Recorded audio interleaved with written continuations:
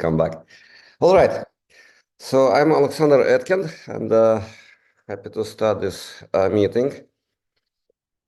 A meeting of the new Open Society Hub for the Politics of the Anthropocene at the Central European University in Vienna. And we are organizing this particular event, online event, with the University of Central Asia in Kyrgyzstan. And also with some distinguished guests that we have invited to the meeting.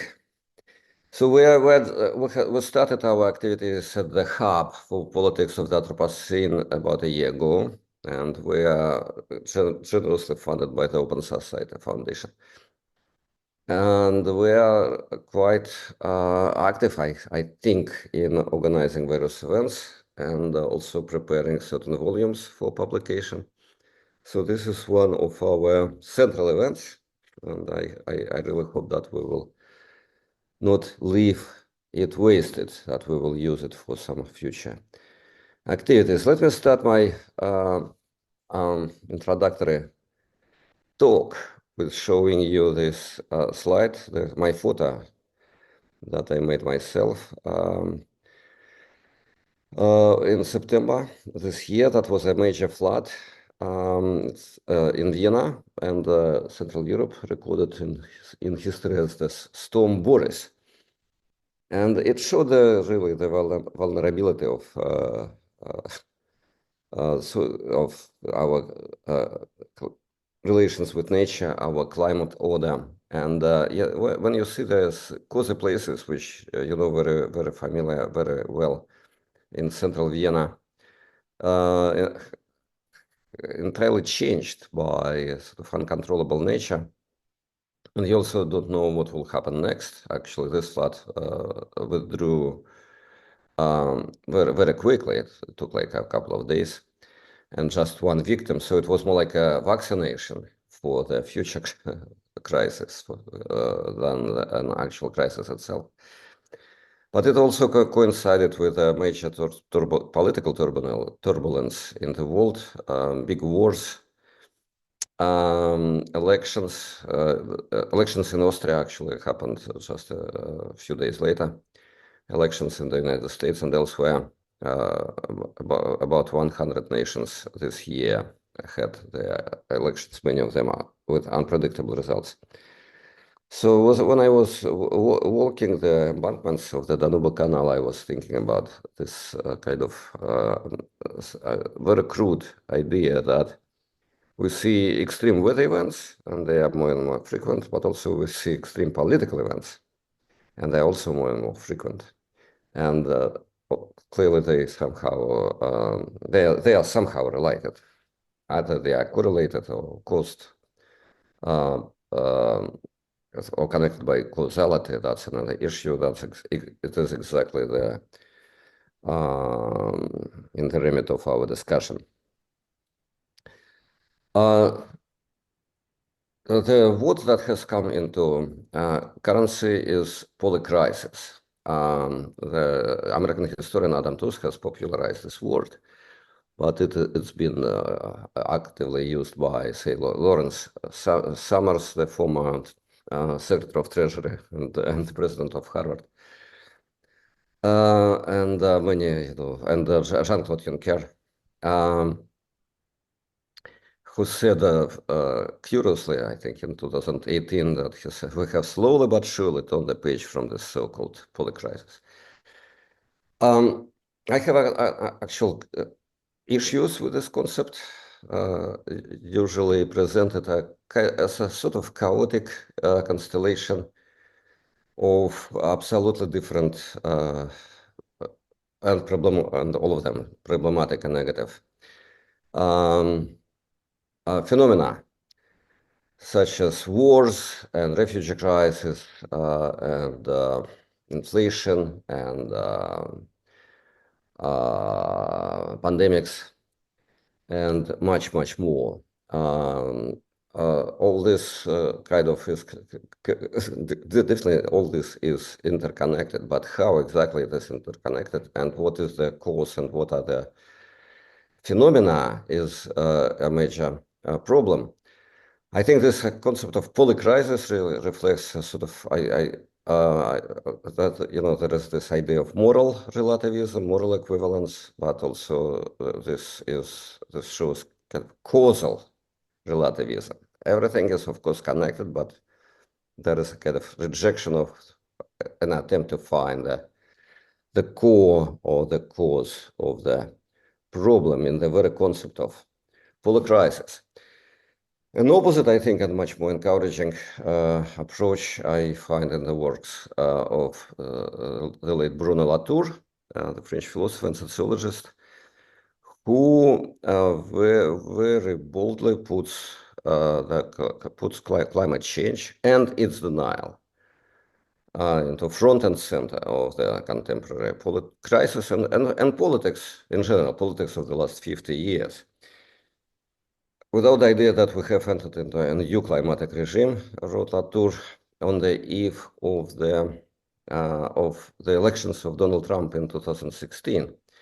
He said, without the understanding of a new climatic regime, we cannot understand many other negative phenomena such as inequalities, deregulation, deglobalization, and the panicky desire to return to protectionism. So in my understanding, I think I just sort of follow the ideas of Latour, but I also I'm trying to kind of schematize them and come to sort of an ideal type of this relationship in a very crude way. Climate crisis and climate crisis is at the core of the events, and climate crisis obviously needs human responses. And as we know very well, the only realistic response to climate crisis is decarbonization. But decarbonization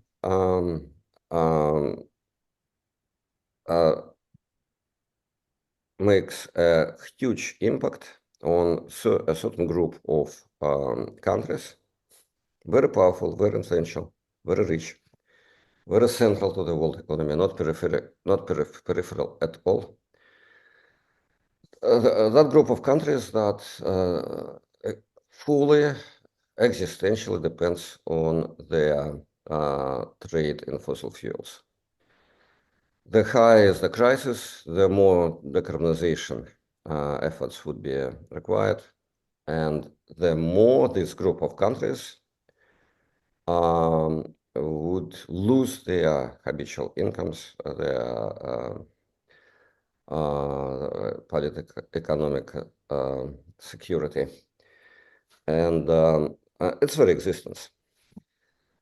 And these powerful countries are developing intuitively, sometimes in panic, sometimes, by systemic planning, whatever, whatever they could afford, various responses to this situation.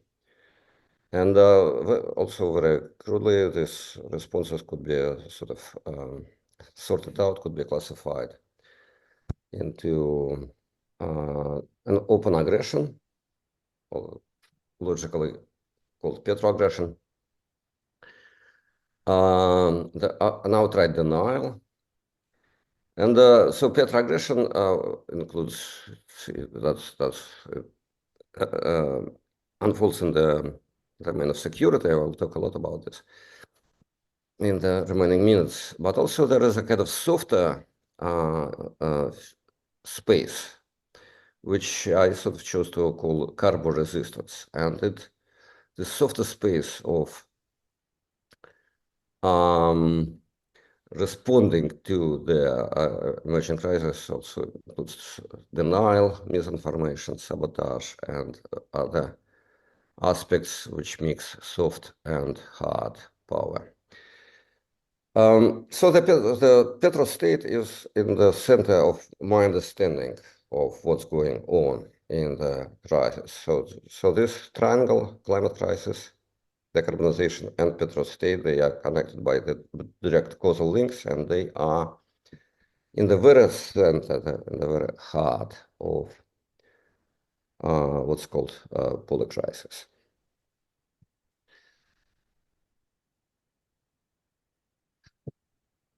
So we have clearly reached planetary limits, and our current moment is the turning point in this process, which I see as a kind of a turning point from a long, several centuries long process of carbonization, which really turns into the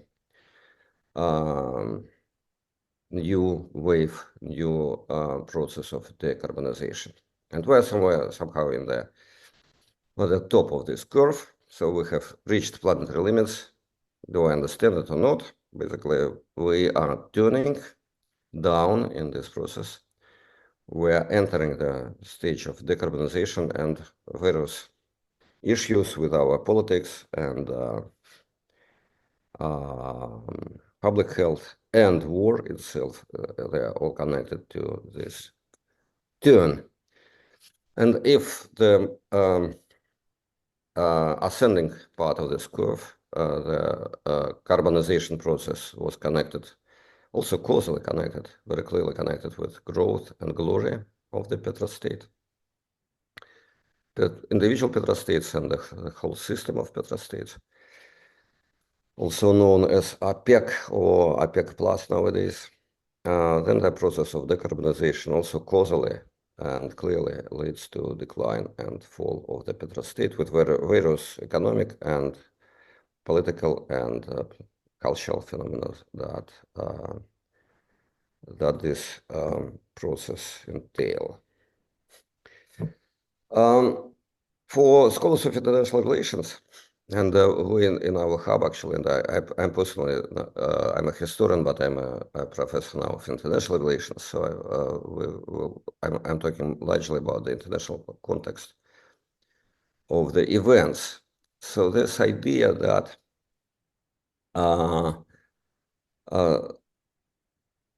that different parts and sectors of economy and national identity and other such things could be securitized while a particular state sees these aspects in danger. This is a classical formulation of the securitization theory, developed by several scholars. The major voice here is Barry Bazan.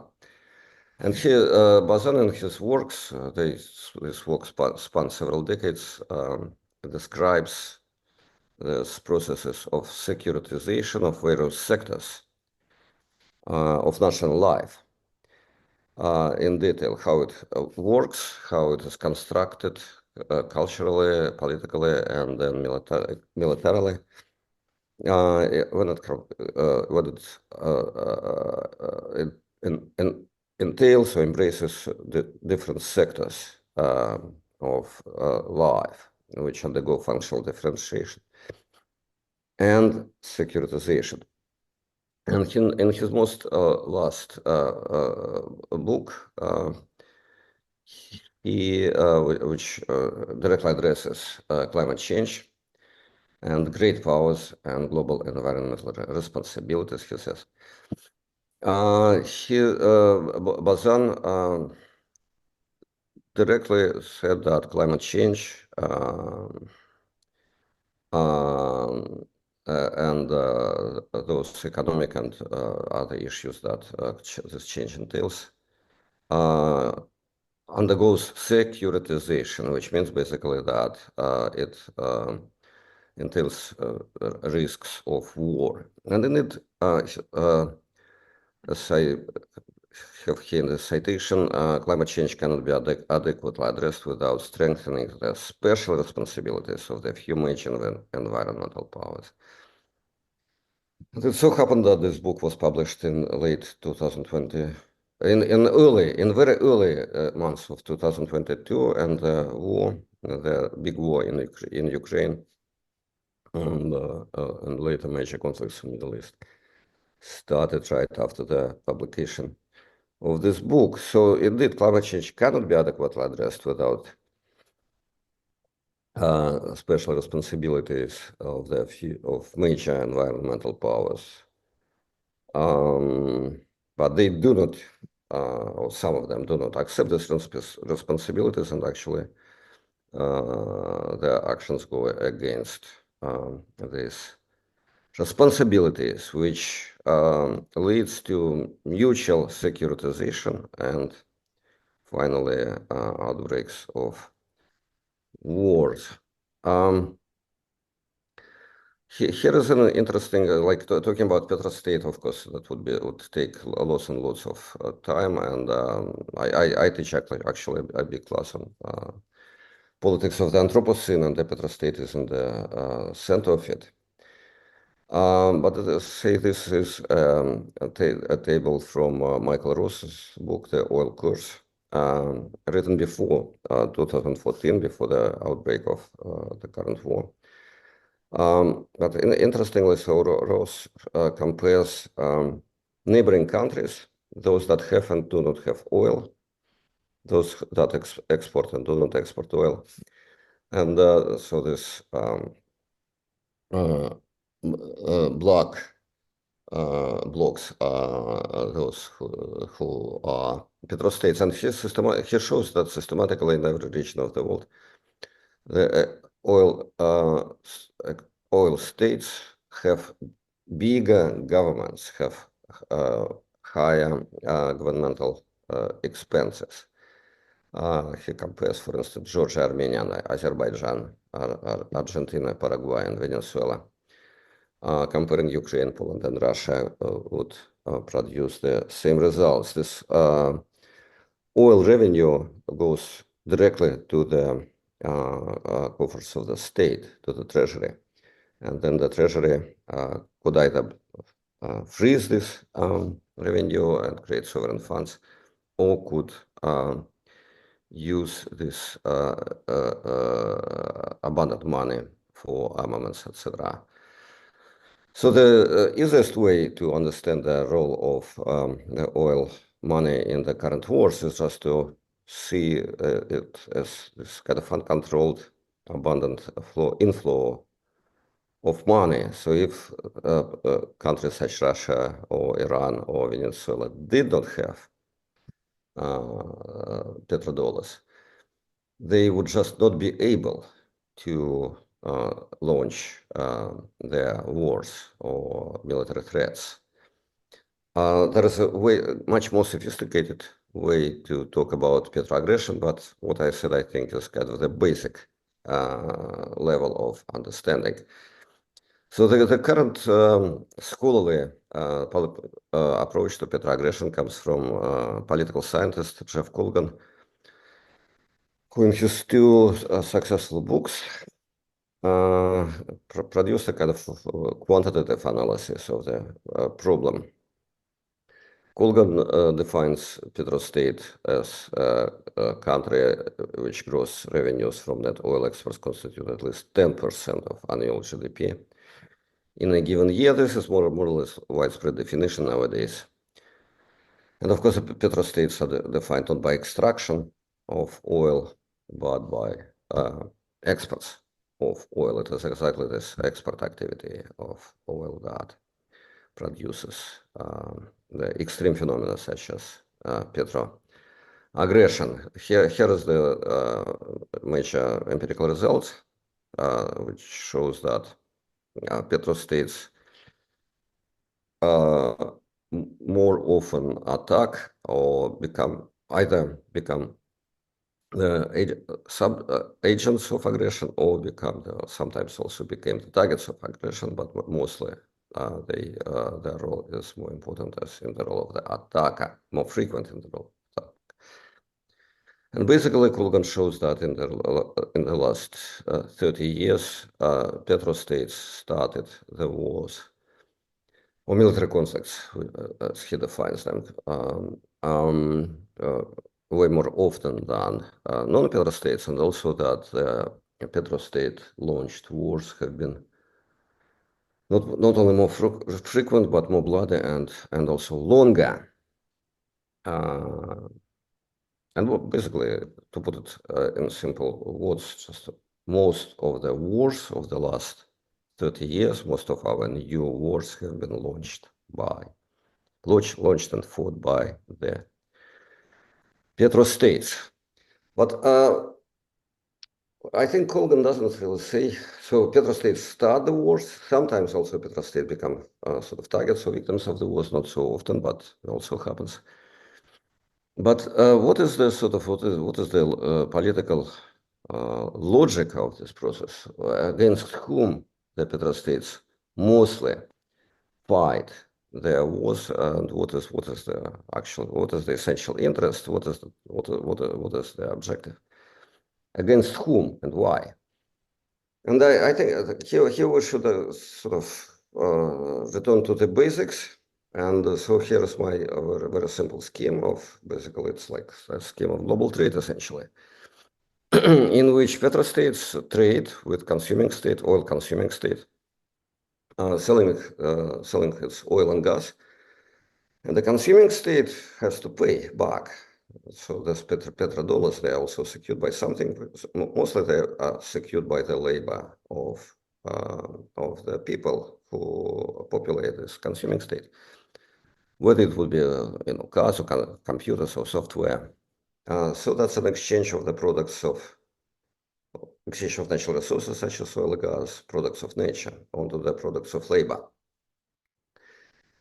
And so that's a circulation of money and goods and resources globally around the planet. It was called globalization. It was applauded, not so much anymore, but obviously it continues on this gigantic scale. But now there is a third player in this trade, because before the petrostate sells its oil or gas to the consuming state, these resources should be transported. And there is only two ways how they could be transported, by sea or by land. Here we see the shipping routes of the oil trade around the world. And we see that it goes through Danish Straits, the Turkish Straits, and whatever Strait of Hormuz and the Persian Gulf, and all our oceans, and basically everywhere, in every choke points, in every bottleneck of this trade, we see the emerging military conflicts. So it's Canal, whatever, Persian Gulf, potential Danish Straits, through which the major part of the Russian oil is transported nowadays. These are conflicts that are largely fought by, missiles, by the navies, by the pirates, by some coastal states or non-state actors.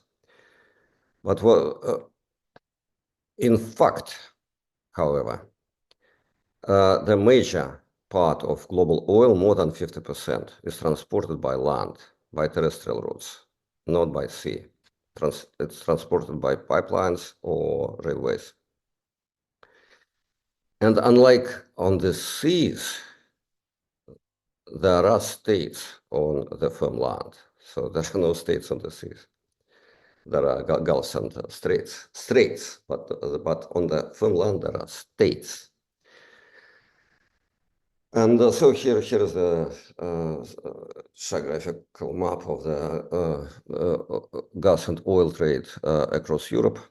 And so before, like if it is about terrestrial trade, before the gas and oil from the petrostate reaches the consumer, it passes and crosses the transit state or several states. So these transit states become the third player in the global trade of gas and oil. And they become the main targets of petroaggression. So petroaggression is usually directed not against an adjacent state, which also has oil fields or gas reserves. It does happen, of course, like Iraq, Kuwait war was one of the cases.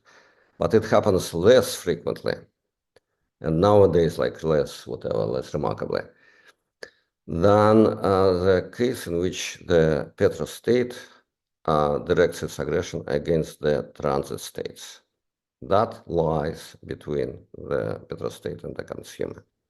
So the wars for control, for colonization, for annexation in the extreme case of the transit state is this is what I'm trying to say.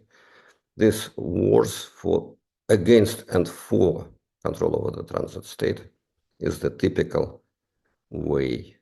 case of petroaggression. And of course, this is what we are watching now in the Russo-Ukrainian conflict. So these processes, they have really become kind of major issues nowadays, risking to grow into a world war, nuclear war, and whatnot. And these processes, of course, they have been largely intensified because of again, climate change and decarbonization. Here on this map, you see the countries of the world that have made a carbon neutral pledge of some kind. So for some countries, this pledge, the deadline is 2050. For some other countries, is 2060, like China. For Europe, it is 2050. United States also aligned with this 2050 benchmark.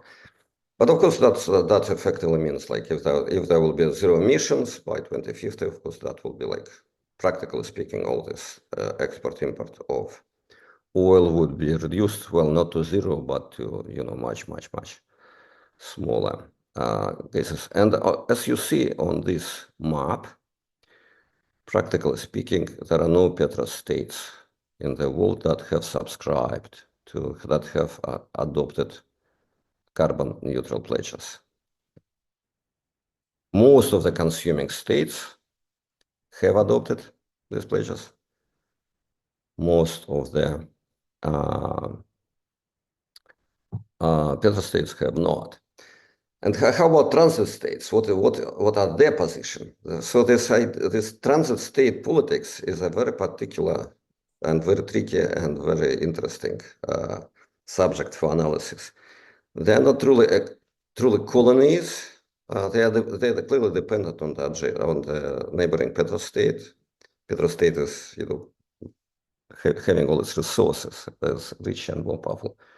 But on the other hand, transit states has a blocking power, has a veto power on the essential trade of the petrostate.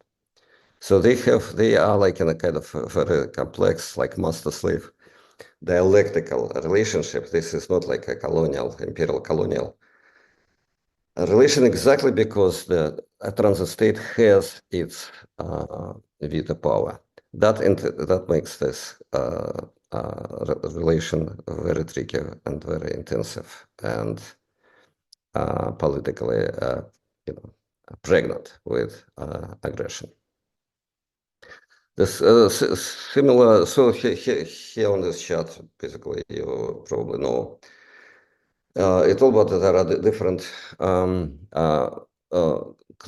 different institutions that the countries and the global community have created for organizing these decarbonization processes and instituting it, submitting it to certain rules, new climate regime, as Latour called it, such as emission trading scheme in the European Union. But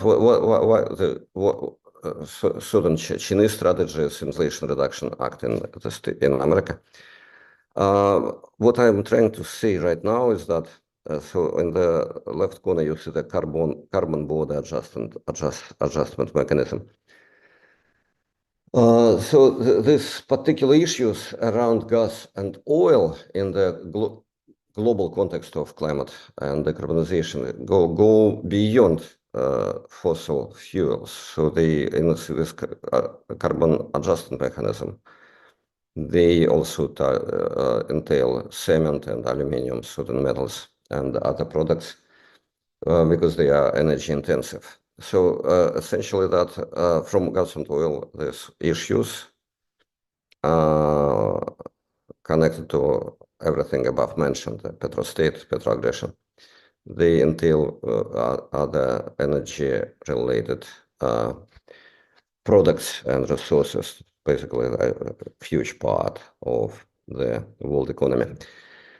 And the last point is that all these institutions and the rules of the game and pledges and benchmarks,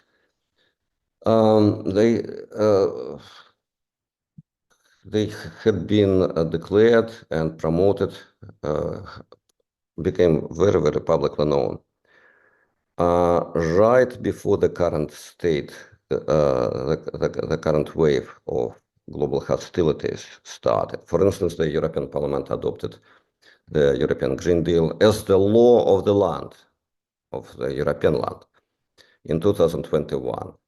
And the war in Ukraine and the war in the Middle East started just next year, a few months later. Thank you very much for your attention.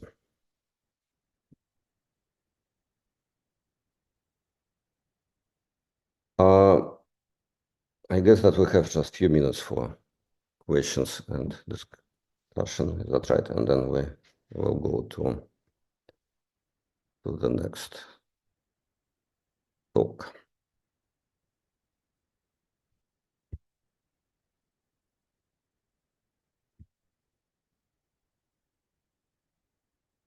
Yeah, Peter, please. Yeah, thank you very much, Alexander. That was a fascinating presentation and, in a sense, a strong hypothesis and an intriguing research program. I would have many things to say, but we don't have time. I have just one question, which maybe is a core question, but also obviously it's a bit speculative. It's about the future. The connection between decarbonization and petrostate aggression, which you make, or petroaggression in short. It relies on decarbonization actually happening globally. Because if it didn't, then in a sense, there wouldn't be a need for becoming aggressive about it. And I think there are two doubts. Maybe the one which is minor or also disappearing is what has been happening over the past decades, say 3 or 4 decades rather, in the major petrol-consuming countries, namely relocating petrol using industries to other areas of the world. And that means their own decarbonization is actually fake to some extent because they import products with high oil content. But that may be disappearing. But the other is it not likely to be the case that even though the major carbon consuming countries of the last half century will be decarbonizing, that other regions of the world will keep carbonizing, so that globally speaking, there is actually not a decarbonization to be expected, which would mean by consequence that if petrostates are aggressive for the reasons you mentioned, it may be an error of strategy of some kind. Maybe they would be wiser try to sell their carbon to those countries which will still import it. Yeah, great questions. It's largely the kind of research questions rather than, not Yeah. I could just, immediately respond. But there is this, I think, in all our conversation about, say, climate and decarbonization, there is a lot of confusion between the things that have to be done and they will be done. Otherwise, really, humanity will perish. Like, if trust science, and here, of course, we trust science. This will be done. It will be done. Otherwise we will be flooded like Vienna, a month ago, or much worse. And therefore, all these programs and all these processes, but, and we are talking about these processes and programs. But then, of course, people say, but it's not happening. It's all kind of show me the results. The global trade of oil continues. It's actually either growing or has peaked. It could continue. All these major oil corporations, they have their ambitious plans. It's kind of so it's like utopia and reality. But utopia, like all these programs of decarbonization, they are plans rather than empirical realities. But these are plans that sort of, just because of the unique nature of the crisis, these are plans that will be realized. But we're just talking about, those future consequences of realizing these plans, but also actual conflicts and manifestations of the crisis that already come from the perceived threats, that come not from the carbonization that has happened already, because it has not happened, but from the perceived threats of this decarbonization. So these wars, they respond to the plans rather than to the facts of decarbonization.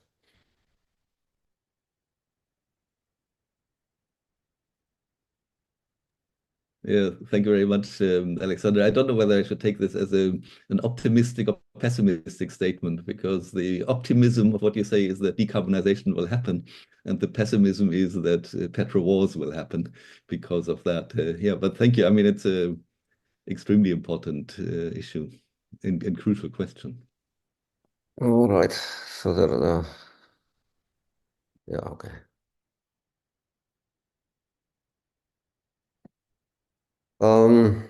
So our next speaker. Oh, we have a question from Giuliano. From Giuliano, okay. Yeah, go ahead.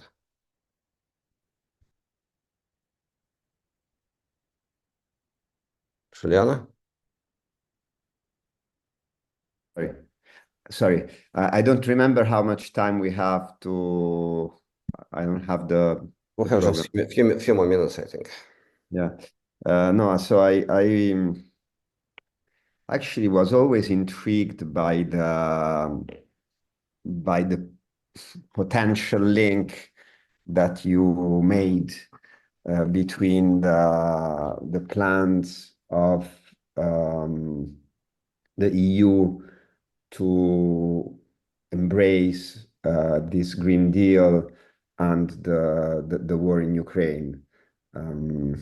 Obviously, there is they from a time perspective, they happen more or less at the same time. So it's quite intriguing to understand how to interpret the two things. I mean, basically what you're implying is, since the EU wanted to get rid of Russian fossil fuels, then Russia invaded Ukraine. I mean, I'm simplifying, but more or less that's the implication. So I think what's interesting in this, suppose this is true, and maybe there is, I mean, obviously it's more complex than that, but there might be elements to this. I'm quite intrigued by the by the perspective of Latour's élève, Pierre Charbonnier, who actually works at Sciences Po, in which he says, basically, and he endorses the exact opposite theory of petroaggression, which is that after the Second World War, the rise of fossil fuels was related to peace. So basically, fossil fuels were the way to generate a peaceful world, a world different from the world of scarcity and the world of land against water, the world of Schmidt, right? So after the Second World War and all the international institutions created after it were based on basically reliance of fossil fuels. And the world in which we're moving, that it's, you know, basically turning away from fossil fuels is in fact what he calls the world of ecological war. It's actually going to be much more dangerous, and there will be more wars than the world before. In a way, the relationship between the EU and Russia is like embodying this theory to a certain extent. So that would be, I mean, I would like to have your opinions on this. Also, I wonder what, you know, in this whole decarbonization debate, what role does coal play? Because here, I mean, we're clearly, you know, we've never used more coal in the history of humanity than this year. So it's not that, you know, if you talk about decarbonization, it's obviously has to do with coal, as it has to do with oil, as it has to do with gas, and so on and so forth. So how does coal fit in this whole history? So coal is peaceful, and then only oil generates war. My final point is that I must admit, every time I listen to the fact that most of the wars were caused by petrostates, I mean, I don't have the numbers here, so it might be true, but my feeling is that after the end of the Cold War, most of the wars I heard about were wars that involved the United States.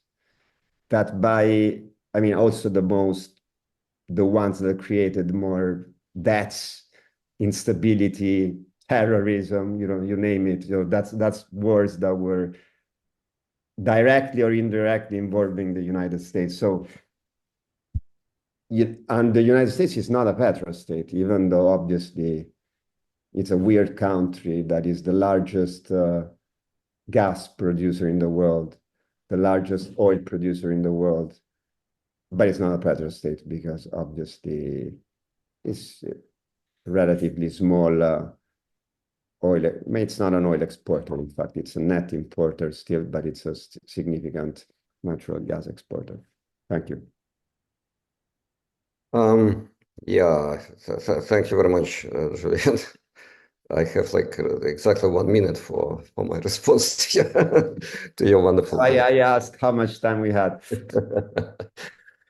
But the questions, of course, are great. About coal, I am a kind of a big fan of Timothy Mitchell's book. I'm sure that most of you also read it, and it's now kind of an old classical book.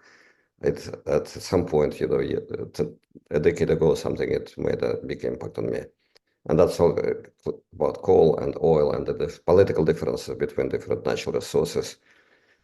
And I worked on this particular thesis. I call it the Mitchell thesis in my book, Nature's Evil, Cultural History of Natural Resources, in which I say that every natural resource has its own political qualities, political features. They are all different politically.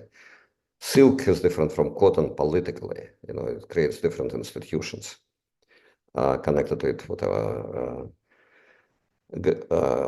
extracting, processing, etc., and etc., etc. And fish from meat and whatever.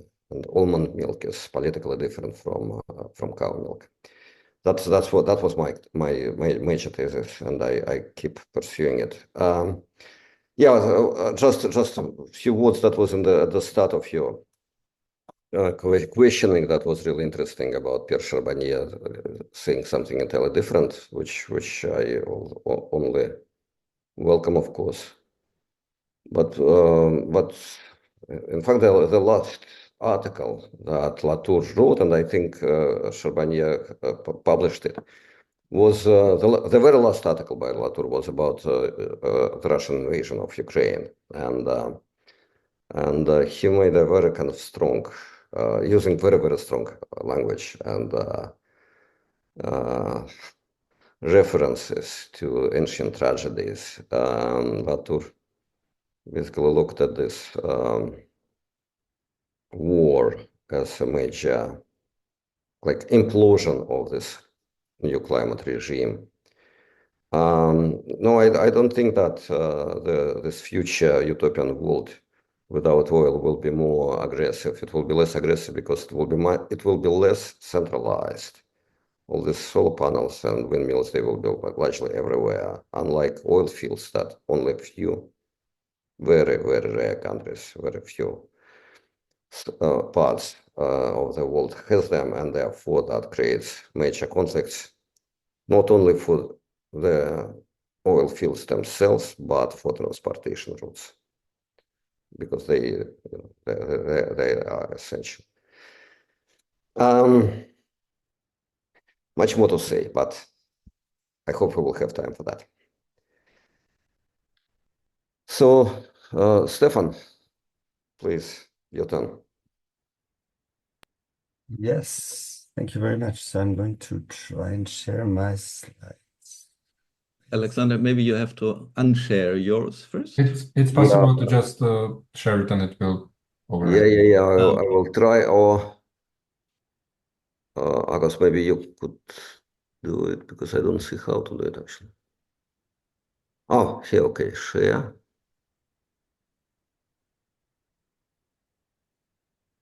Yes, perfect.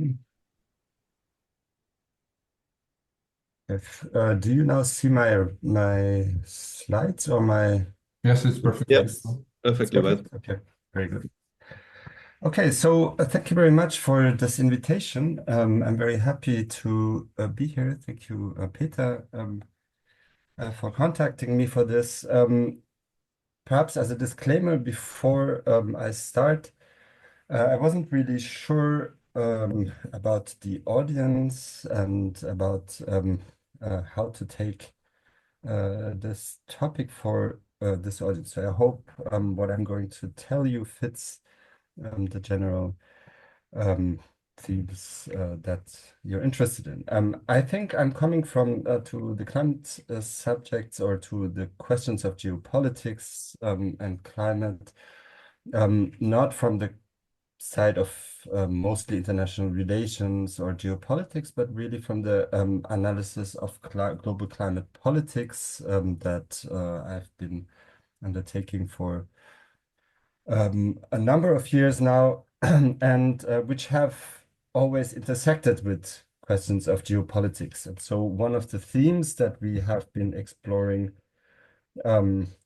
throughout these the research that I have been exploring with colleagues has been the ways in which geopolitics gets involved in climate debates, or in the ways it is excluded from these debates.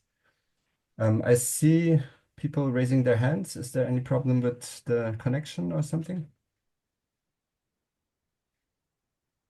Sina. I'm so sorry. I will remove my hand. Okay, I'm no using. problem. Actually, I have a question for Alex, but I can ask it after this presentation. Thank you.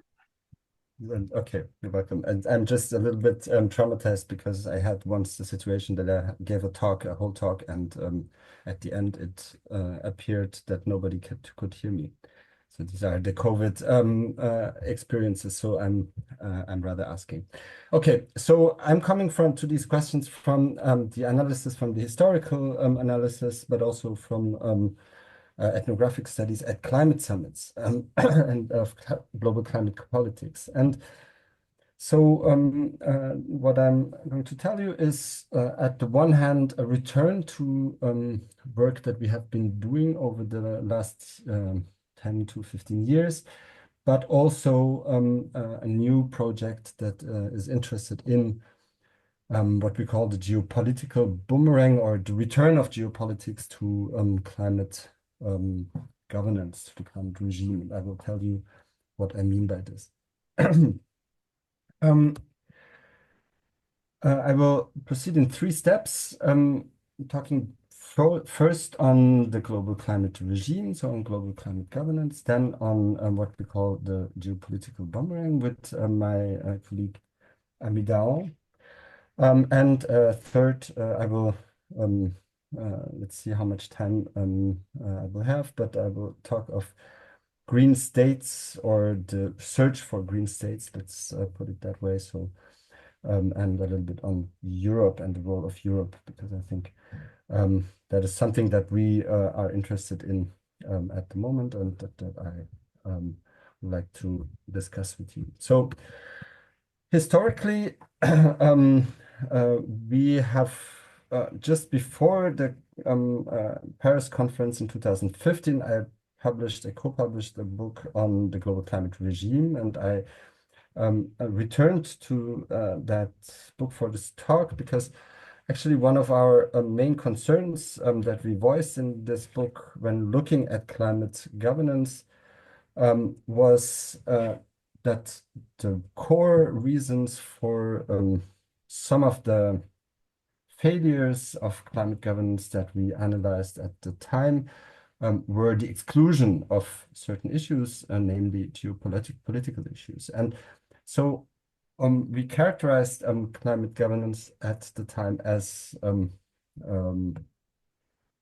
both political, scientific, and cultural ensemble of institutions, very much in the vein of what Bruno Latour has been doing a little bit later. So the climate regime, not only as the set of international institutions, but really also as an order of expertise, as also ways of framing climate change. And so we, at the core of this regime, according to us, is what we call the reality schism. So really a separation that is institutional, that is also symbolic, discursive, between the world of climate governance and an outside world, an outside world of economic policy, an outside world of geopolitical tensions, etc. What did we mean by this? This initial thesis was that a number of illusions presided over the framing of climate change inside of the climate governance regime. This was namely the case of, I will return to some of these points, but namely the case of framing climate change as mainly an environmental problem, at least at the beginning of the climate debates. Also, we identified gaps in time rhythms, so the slowness of international negotiations versus the temporalities of the climate crisis, but also of the temporalities of energy and geopolitical developments in the 1990s especially, and I will return to these also. So a series of historical accelerations, we called them, that contrasted with the slow pace of the negotiations. And finally, a mismatch between the narrow framing of climate change, as I said, mostly as an environmental problem, and the institutionalization of this framing in international institutions versus the real scale of changes that were required to tackle the climate change, the climate problem, changes in industrial policy, changes in global trade relations, changes in financial markets, etc. And so a number of illusions were really fundamental to this treatment of the problem. One of these illusions was that we are all together in the same boat. The fiction, we call it all together. We're all in this together. So this is something that is like a mantra repeated in the global negotiations, for example. But of course, we now know more than ever, I guess, but that states are very differently impacted by climate crisis, but also profit from fossil resource extraction in very different ways. As I said, climate was mainly framed like an environmental problem. Why was this the case? Because it came after a certain number of international regimes and of successful international attempts to treat ozone, to treat the acid rain problem, which in fact were mostly environmental problems and could be treated in a more narrow way, in a more narrow framing. But the climate problem is another beast, and one of the real issues also was that in many also national debates, it seemed like the transformation could be achieved on the sly by moving a few funds around, by creating some financing, by building a few nuclear power plants here or a few wind power stations there, without addressing the underlying interests and issues at stake. We realize now, I think, more and more that it's a battle that has to be taken up on all fronts. And last illusion was that an agreement on science would be enough to trigger action. So creation of international expertise institutions, etc. But actually what we have seen is that the narrow scientific framing, again, has often prevented more overtly political discussions on desirable climate policies and climate futures. What do we mean by these accelerations of the 2000s? I think they're important because they still characterize much of the insufficiencies of global climate governance today. So first of all, the impacts of the economic liberalization of the 1970s to 1990s has been felt in the decade since the creation of the global climate change regime. So 1992, we have the adoption of the Climate Convention, and since then we have an acceleration in terms of a near universal extension of carbon-intensive development and economic models. We have notably an unprecedented growth in the Chinese economy that has shaken up the equilibria in the climate negotiations, but which has not been taken into account for a long time. So China became the biggest emitter much earlier than was predicted, for example, by the projections of the International Energy Agency. And of course, that changed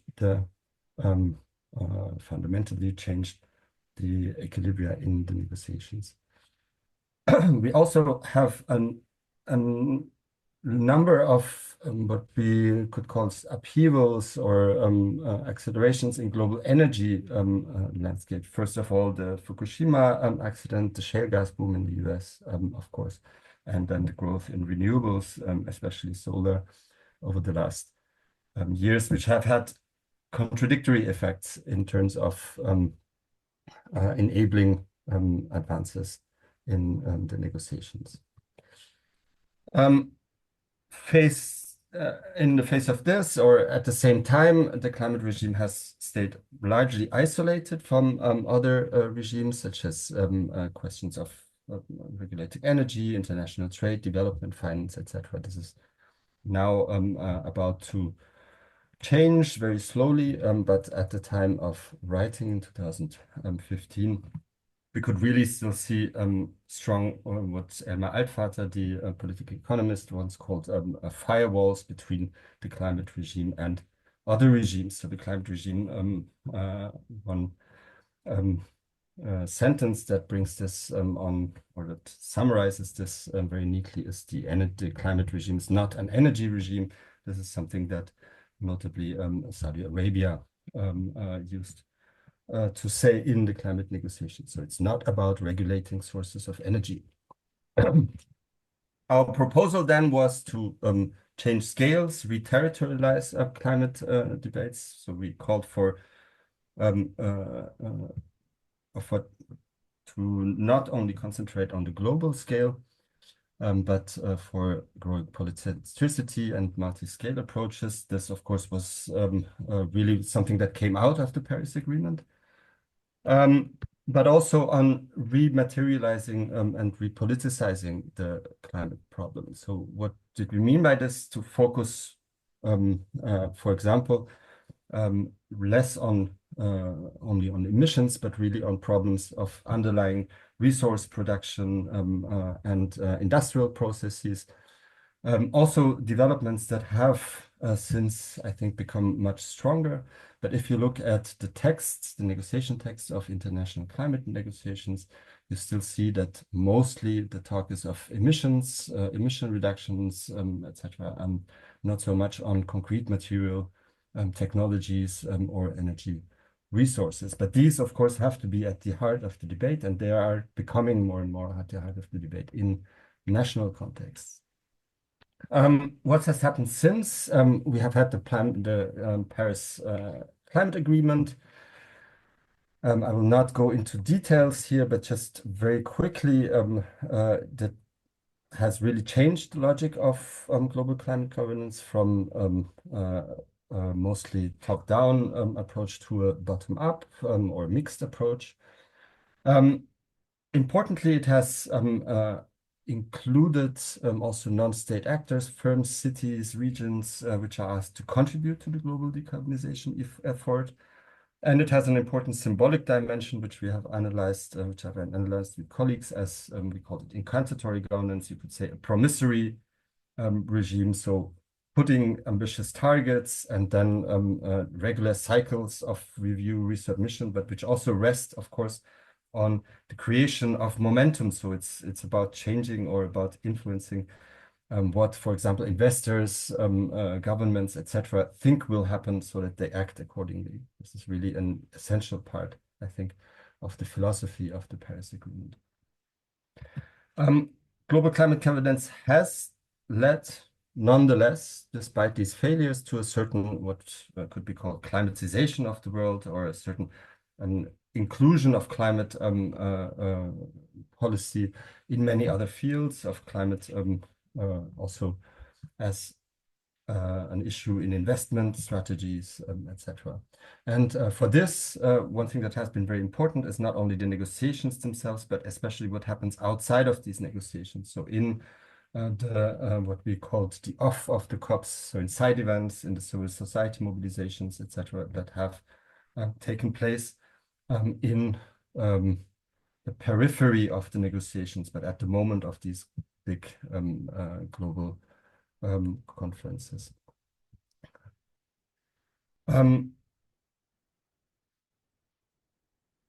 My second part then is the geopolitical boomerang. So what you see here is UN Secretary General Antonio Guterres, who visited Kiev in April 2022. And of course, in a very symbolic moment, because it's after the invasion of Ukraine by Russia. And it is a moment where at the time of his visit, Russia attacks Kiev, and the UN Secretary General has to flee in a bomb shelter at this moment. So it shows, it brings together the challenges also, to put it mildly, to the international order, to international organizations posed by the return of violent geopolitics and the current moment. Of course, this does not start with Russia's war in Ukraine. I think one important moment to consider even before is the Trump moment, and perhaps we will have to say the first Trump moment if Trump gets reelected, but which, of course, already combined in a very specific way questions of international cooperation, climate, and globalization, a certain critique of globalization. So Trump, when he came to power, had a very aggressive skepticism of climate change. At the time, climate played a much bigger role also in the presidential campaign, I guess, than it does at the moment. And just after he was elected, he announced the withdrawal of the US from the Paris Agreement. It was also the first time that economic globalization and the post-war order was openly criticized by a US government, of course, mainly then for domestic reasons. For a part of the American middle and lower classes, economic globalization presented important disadvantages, destruction of jobs, etc. And one of the culprits that was identified was, of course, the trade with China. And the Trump presidency deepened the strategic rivalry with China, which we still see, of course, today, because the Democrats did not at all deviate from this general orientation. And looking at this Trump moment, and this connects nicely with Alexander Etkind's talk before, because there has been another Trump thesis, another Latour thesis, if you want, that he formulated in Où atterrir, in which he tried to make sense of this, of the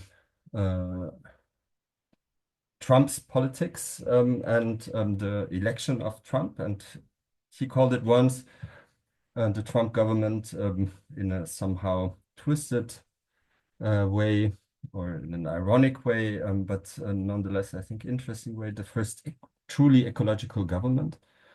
Why? Because he said it's the first government that develops a coherent response to the climate challenge, albeit, of course, it's a very negative one. Why did he say that? Because actually the climate challenge and the Anthropocene challenge the discourse of modernity, the promise of globalization, that basically said, well, it's going to take some time, but we will all profit from this. We're all living on the same planet, and actually the global south, the poorer countries, will catch up at one moment. And what the Trump government does, he says, is this moment is over. We don't live on the same planet. We will build walls. We will deny the science as long as we can. And we will protect American supremacy. So actually, he said, that's that's Latour's interpretation, that this is a coherent response to the climate crisis and to the Anthropocene, but from, of course, a right-wing populist position. And I think several events since then reinforce this view, or make us reflect on the connections between geopolitics and the Anthropocene and the climate crisis. And one of them is the COVID-19 shock, through which globalization became attacked from another side, from the outside, through a disintegration of value change, through, again, of course, a lack of solidarity on the part of countries of the global north, which were hoarding masks and vaccines, and we will see the same thing in a moment as a reaction to the Russia's war in Ukraine. And then, of course, concerns about economic and industrial sovereignty that came to the fore. An important element, of course, also of the COVID-19 shock, which also affects our ability to treat the climate crisis, is the increasingly fragile, or the fragilization of democracies that struggle to manage the crisis and manage also its economic, sanitary, and political aftermath. And the last event, or the last, so we had Trump, we had COVID-19, and Russia's, of course, invasion of Ukraine, which is at least the most serious challenge, certainly to the post-1990 international order. But here again, also, which shows the some of the ambiguities or problems of the position of the global north, which again was countries of the global north were quick to grab the available gas resources on the global market to the detriment of global south countries. So what we see is that all of these crises challenge, of course, not only a certain vision of globalization, but also the capacities of the global multilateralism and finding multilateral solutions for crisis, for global crisis such as the climate crisis. So the new geopolitics of the climate take place in a fragmented, in a dislocated world, in which, at the one hand, energy security issues become important both in old. So we just heard about the state petro aggressions, but of course we also have rising tensions in renewables and in resources that are needed for the energy transition. So we have simultaneity between two different types of energy geopolitics. And in climate governance itself, the acceleration, the deepening of the climate crisis and the intensification of impacts has resulted in a shift that becomes more and more visible to my sense, which is that the old north-south divide, which stays important symbolically, is increasingly superseded by a de facto second divide, which is between the large emitting countries versus the most vulnerable ones. And this is something we saw in the Glasgow and Dubai COPs, notably, where at the end, a compromise is found between these large emitters from the global north and from the global south to the detriment of the poorer countries.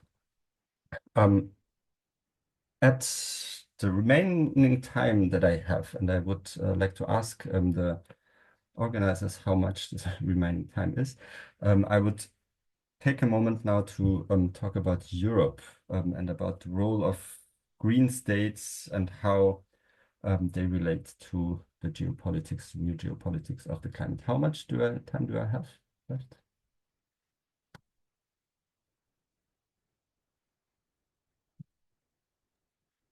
I don't know who will respond to that.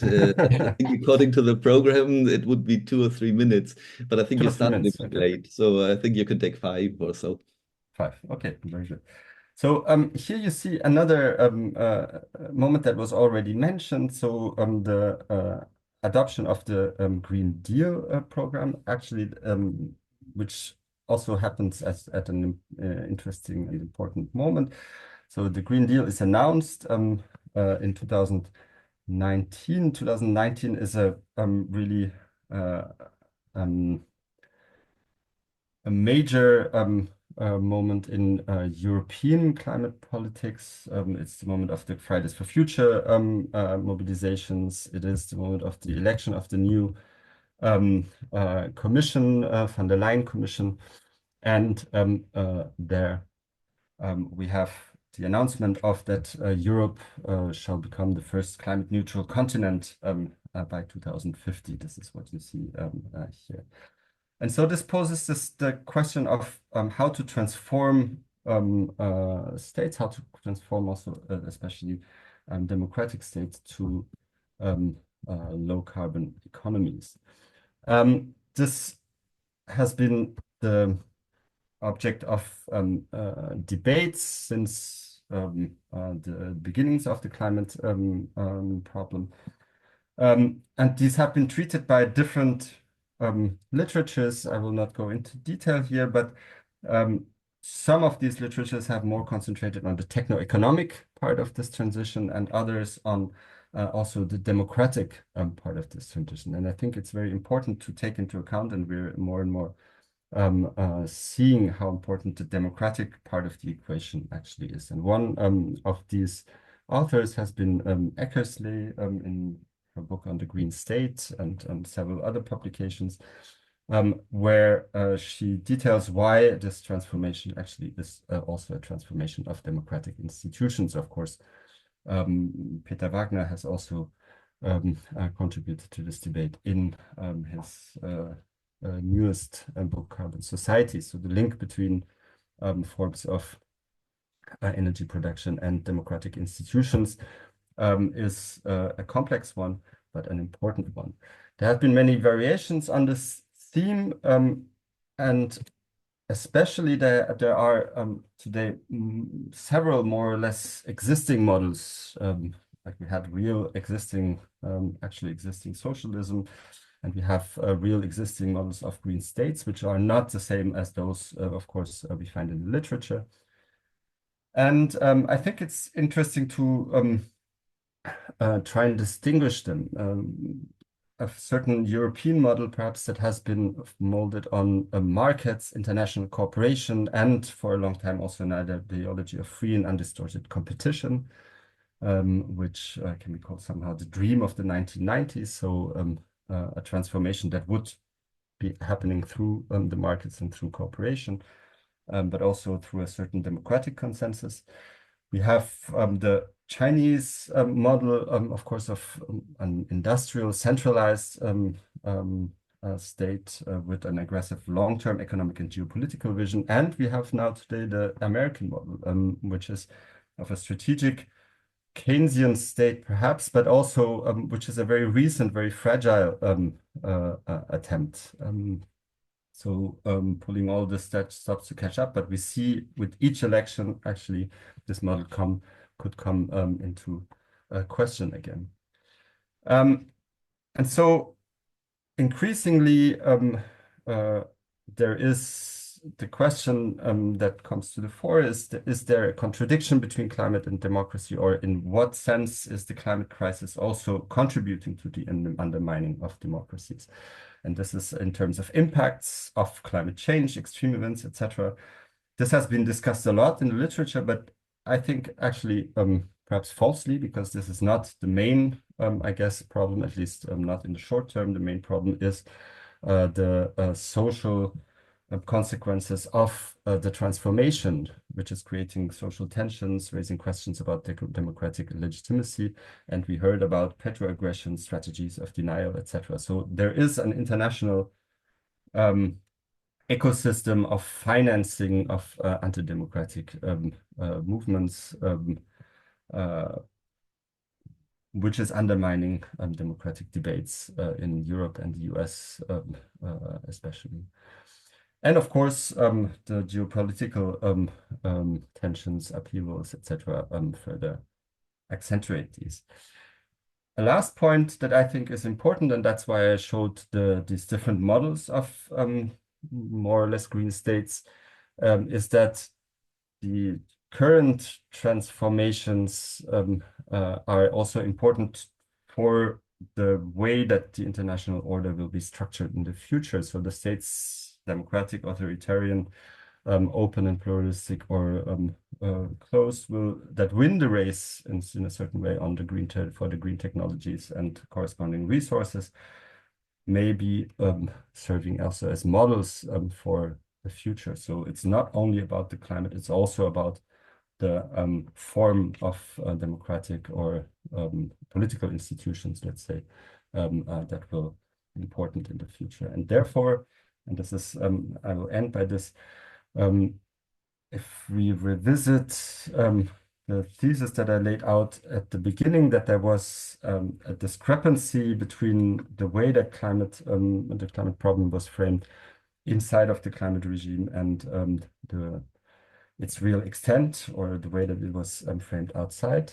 So in 2015, the climate was too narrowly framed as a global environmental problem. I think today, the climate problem may be framed too narrowly as a problem of decarbonization, when it's really a question also of social, cultural, and geopolitical changes. So we have to really think together these different crises, and also the crisis of democracy, which of course poses a profound dilemma, because we have to accelerate decarbonization and at the same time broaden the scope of action and focus not only on decarbonization. Thank you very much.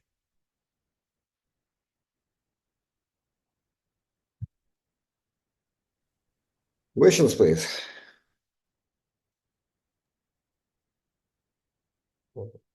I have a quick question. So, like, what we see actually is that it's really difficult to promote the necessary reforms and changes by democratic vote. So, should we start discussing the non-democratic ways of doing that?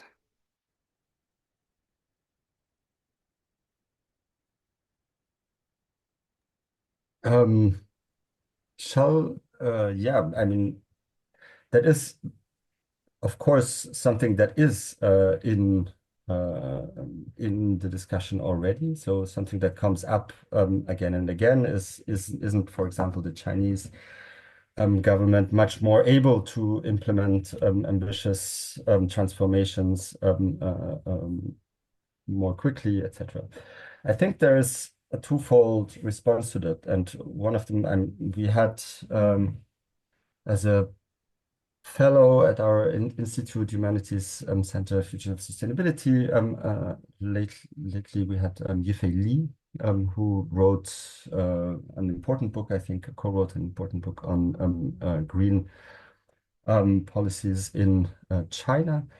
And one of his arguments was that the advances in environmental policies in China, if you look at them, especially the more robust ones, are very much linked to questions of legitimacy also within the Chinese state. So authoritarian states are not exempt from legitimacy concerns. Second, of course, I think it's an open-ended development. It's not at all clear how the decarbonization in China will really succeed at the moment. And my guess would be that there is no reason to assume that autocratic states will implement the global decarbonization over the long term if they are not forced by some kind of external pressure, or be it international or be it domestic. So I would kind of perhaps turn the question around: under what circumstances can we expect authoritarian states actually to implement climate policies? And I think they can be expected if they have some democratic elements, or if they have some kind of pressure also from below. But I don't know if that's a satisfactory question. So, but we have a few other hands, I think.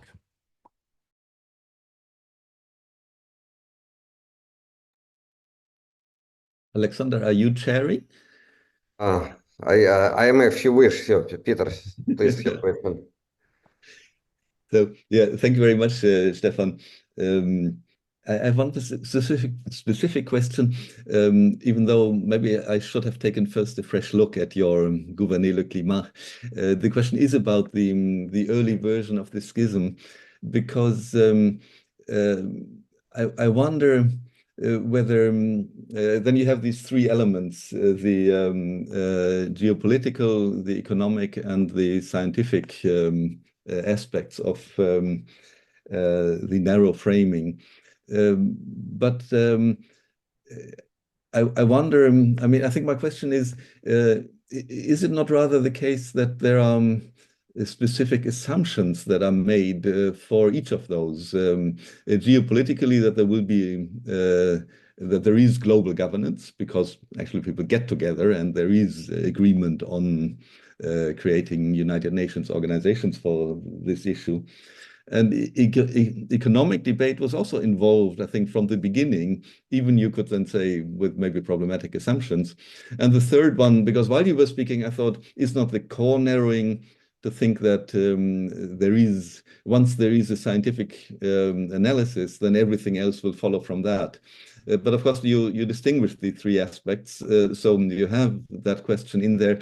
But would it not be more appropriate to say that the remit is actually relatively wide? All three aspects have been covered from early on, but they have been narrowed individually, so to say, to lead to the overall narrow frame, but which nevertheless, I think the main difference is the understanding of narrowness, because then if you have three different aspects of it, there is always a way out for someone who argues that it's narrow, because everything else is actually there. I don't know whether I've been clear. Yeah, thank you, Peter. I think you're completely right, and it's something that we do discuss. So the fact that, or let's say completely right, I don't know. At least these different aspects have been, so there has been a narrowing down along these different dimensions, first of all, and an exclusion of certain others. That is what we argue. So in terms of economics, for example, we look at the way that economists have framed climate change in economic models, for example. And of course, you there have a very specific reduction of the climate problem to a question of carbon prices, to a question of emissions, etc., which will influence the ways that states then think about implementing climate policies. If you look at the scientific discussion, also you have an exclusion of a certain number of problems, visions, etc., that is institutionalized also at the IPCC. So notably social science questions, notably also questions of geopolitics, have not been part of the scientific assessment of the IPCC for a long time, or have been part in a very specific and narrow way. So we look at these different dimensions. Then again, for what concerns geopolitics, there I think it really has been excluded. It's not something. I mean, countries from the global south have again and again insisted on the fact that this is a question of global equity, that global justice issues should be taken into account, and this has been somehow included in the text. But really, the conflict of interests and the way to treat these conflicts of interests has always been sidelined when some countries try to bring it in. So that is really, I think, something where genuinely there has been an exclusion of the question. So yes and no. All right, we have 3 questions and 3 minutes. Okay. Altogether. So perhaps shall we take the questions together and I respond to them? Yeah, let's collect the questions. Johanna. Thank you very much, Stefan. I'm going to read your book. I'm sorry I didn't do it earlier. I'm French, so I have no excuse. I have a question about international governance with international organizations. You mentioned that WTO, for example, does not distinguish between polluting and non-polluting activities. So I wonder a little bit, what are the organizations that are actually involved in trying to smooth the process, by opposition to those who are actively involved in deterring states to transition into green states? And so where is the international place now for this international discussion? Because you mentioned a fragmented and dislocated world, and at the same time we can think of the world now as a very big family where everybody hates each other, but everybody knows each other. So so I don't know, we just have these frameworks, these intellectual frameworks, and I wonder what are the organizations that are actually playing this game. And I just wanted to add, so WTO seems to be the villain in this story, but maybe other organizations like sport diplomacy organizations are now, the Soccer World Cup or the Olympic Games committee are also part of this big diplomacy that is not helping ecological transition. So I would like to hear your thoughts about this. Thank you. Giuliano.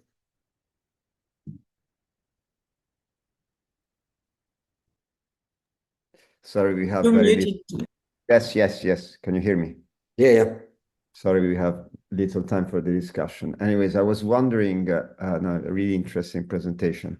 I was wondering if the label of green state, in a way, academically, it makes sense.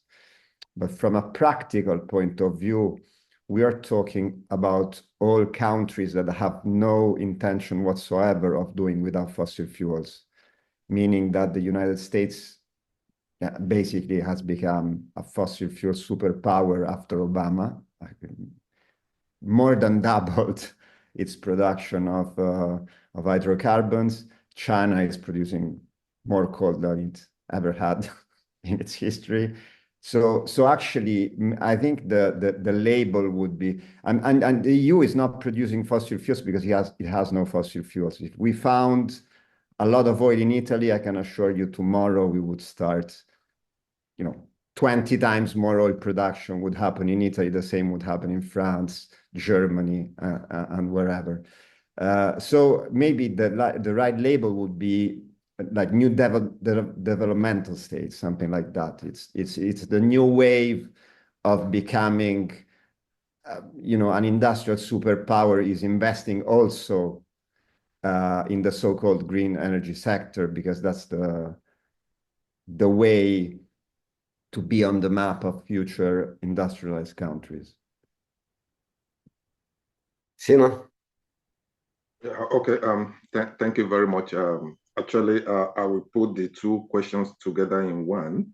I actually wanted to ask Alex initially, but I think they are together in line with the current presentation. The question I want to raise is the aspect of decarbonization and global decarbonization. When you look at it critically, I was reading an article recently, and the argument there was that the whole idea of decarbonization is also tending to another regime of colonialization. And I said, okay, yeah. But when you look at that article from the beginning to the end, I think it has a very good point, which I want to put onto the table here for our discussion. The fact that now several states are moving away from carbon, from oil, actually introducing electric cars, electric vehicles. But before you know it, in the next 20, 30 years or some years to come, majority of the vehicles that are using fuel, majority of them will be deposited, if you permit me to use that language, in Global South. And now, who will now take the responsibility of carbon cycle or carbon pollution hereafter? So I think that was the argument in that article that prompted me to ask this question, that the issue of global decarbonization, some people are having opinion that is still more or less of the fact that superpowers still want to sell their technology in terms of electric cars and bringing the idea in, why the Global South, they also want to develop by also building more refineries in order to be able to sell their fuel. So what do you think about that? Thank you. Okay, thank you all for all your questions. Thank you very much, Stefan, for your talk.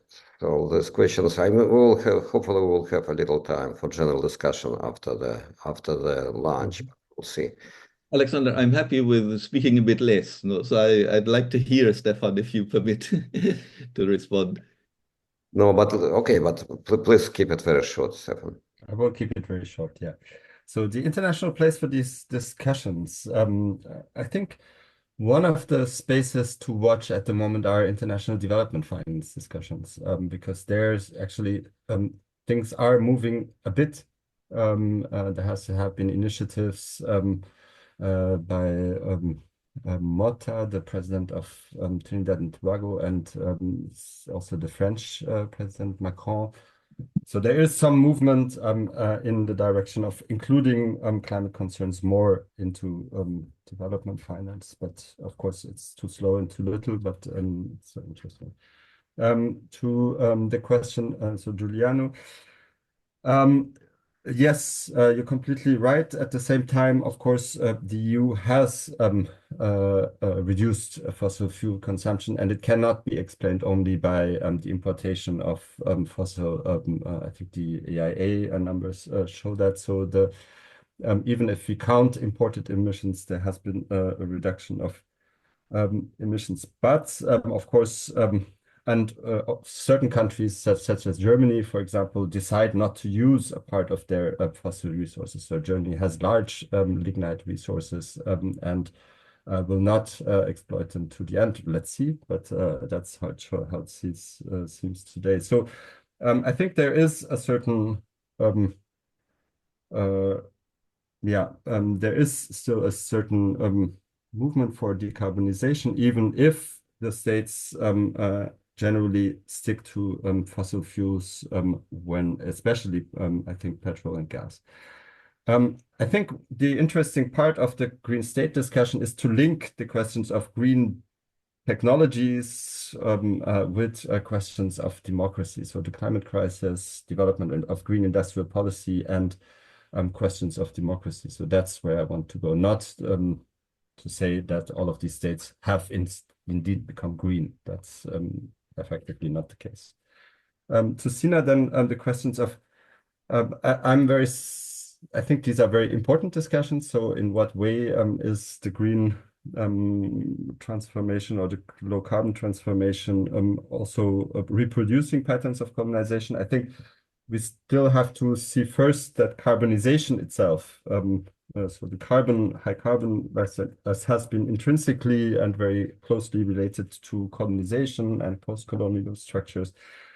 And this has to do with the resource distribution also of these fossil resources. And I think looking at the resource distribution in terms of renewables, there is not such a strong intrinsic reason that this would lead to the same outcome. However, in an unequal world and in a world that is still dominated by or that has a strong colonial aspects, of course, every transition will be shaped by these aspects. And so we have to be very cognizant of that and shape the new green economies, low carbon economies in a way that is more equal than the old ones. So I think it's an important point, but there are differences to consider between which have to do with the location of resources that are necessary for the transition versus those that have been necessary for the fossil fuel economy.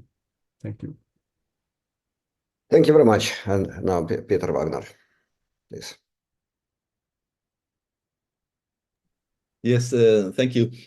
I'm very glad to speak after Alexander and Stefan, because I think we have now already a framing of debate, and I think that also allows me to cut down a bit on my presentation to stay within the times, because we have already rich elements for the discussion.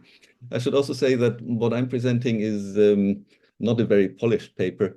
It is a hybrid between two elements. The one is elements of what I would call a historical and comparative global sociology of fossil fuel use. And so that's very, very broad and global. And the other is to look at some detail at the place of Central Asia in this global context and in that historically comparative global approach. So you can easily say, and I say that right now so that you don't have to say it, that the first part may be too sketchy and too broad, and the second part not yet completely researched. So I'll accept these criticisms before you say them. Now, to start, I think the whole question of decarbonization and the petrostate is highly intriguing and highly important. And from this broader perspective I mentioned right now, I think I would widen that debate by using the terms carbon consuming societies, or in short, carbon societies, and carbon exporting societies, because these terms allow us to say then that the emergence of petrostates is a particular phenomenon in the course of the changing relations between carbon consuming and carbon exporting states.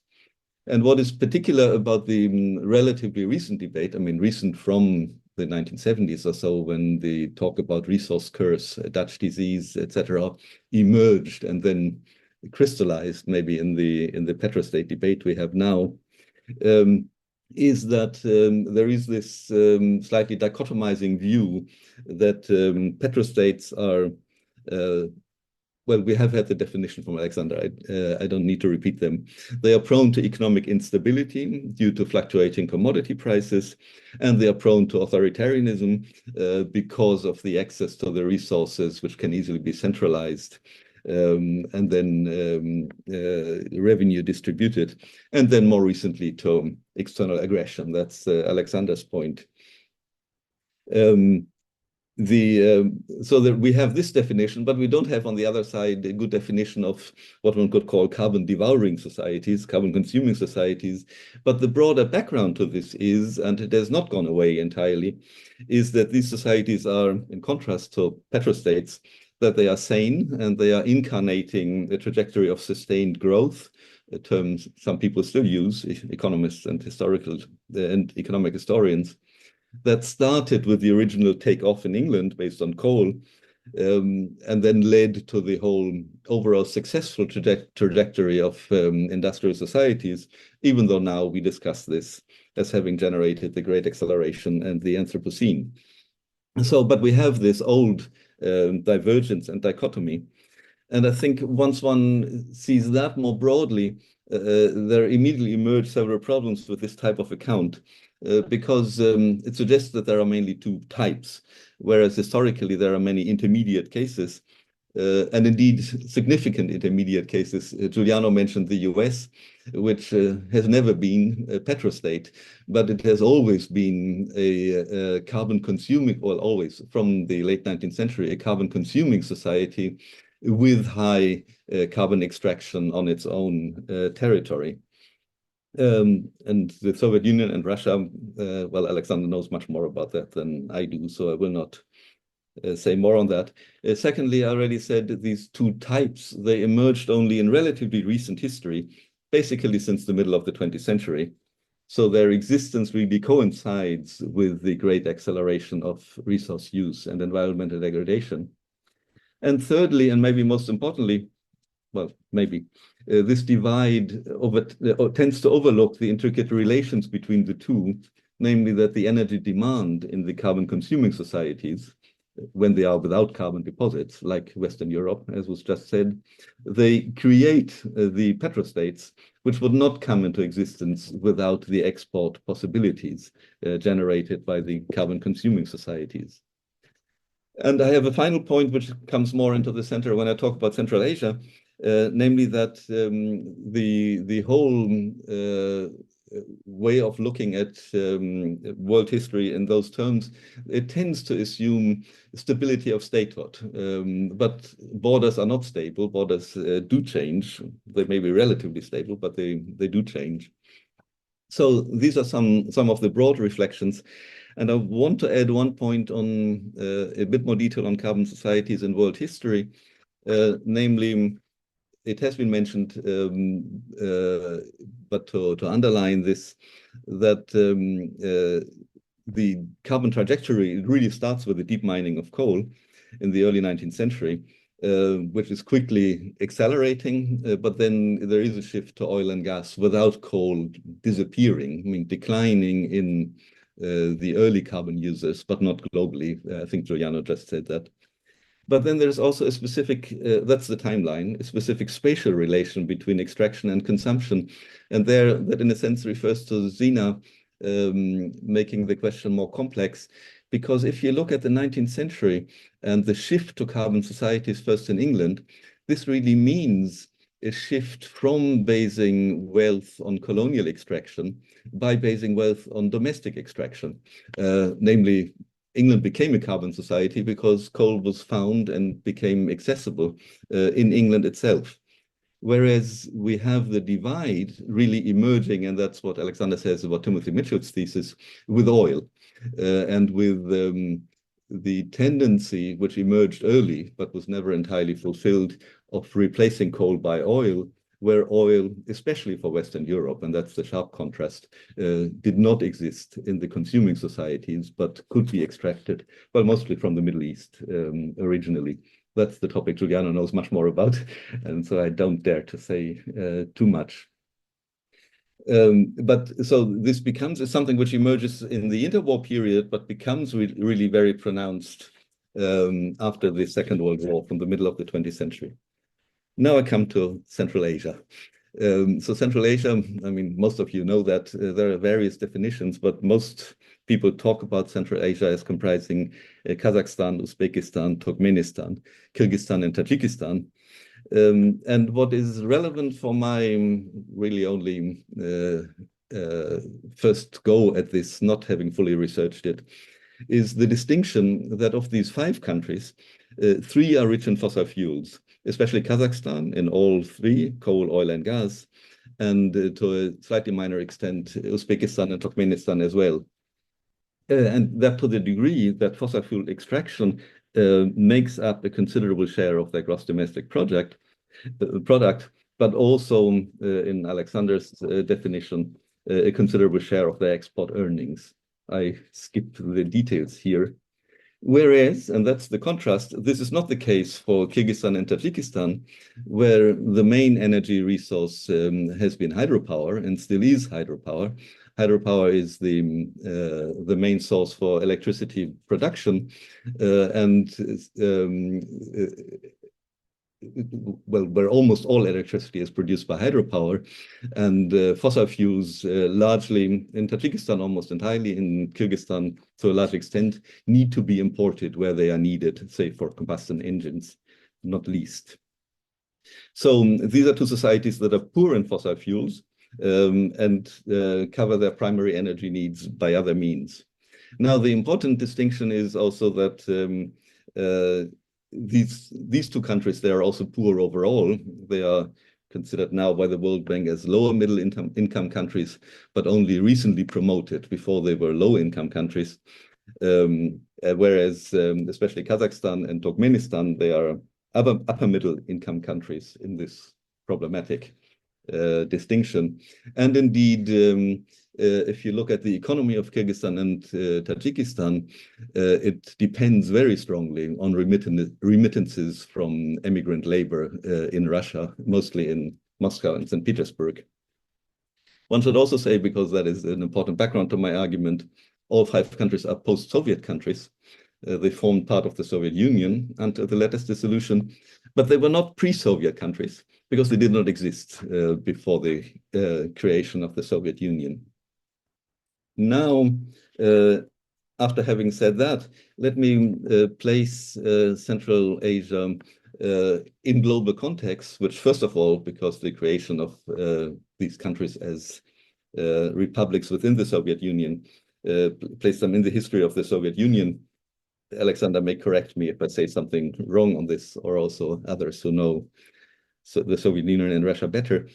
The important aspects here that, as you all know, the Soviet Union had a planned economy, also with a planned division of labor, which includes also East Central Europe and Cuba, for instance. We all know about the sugar trade, but also a considerable regional distribution of resources.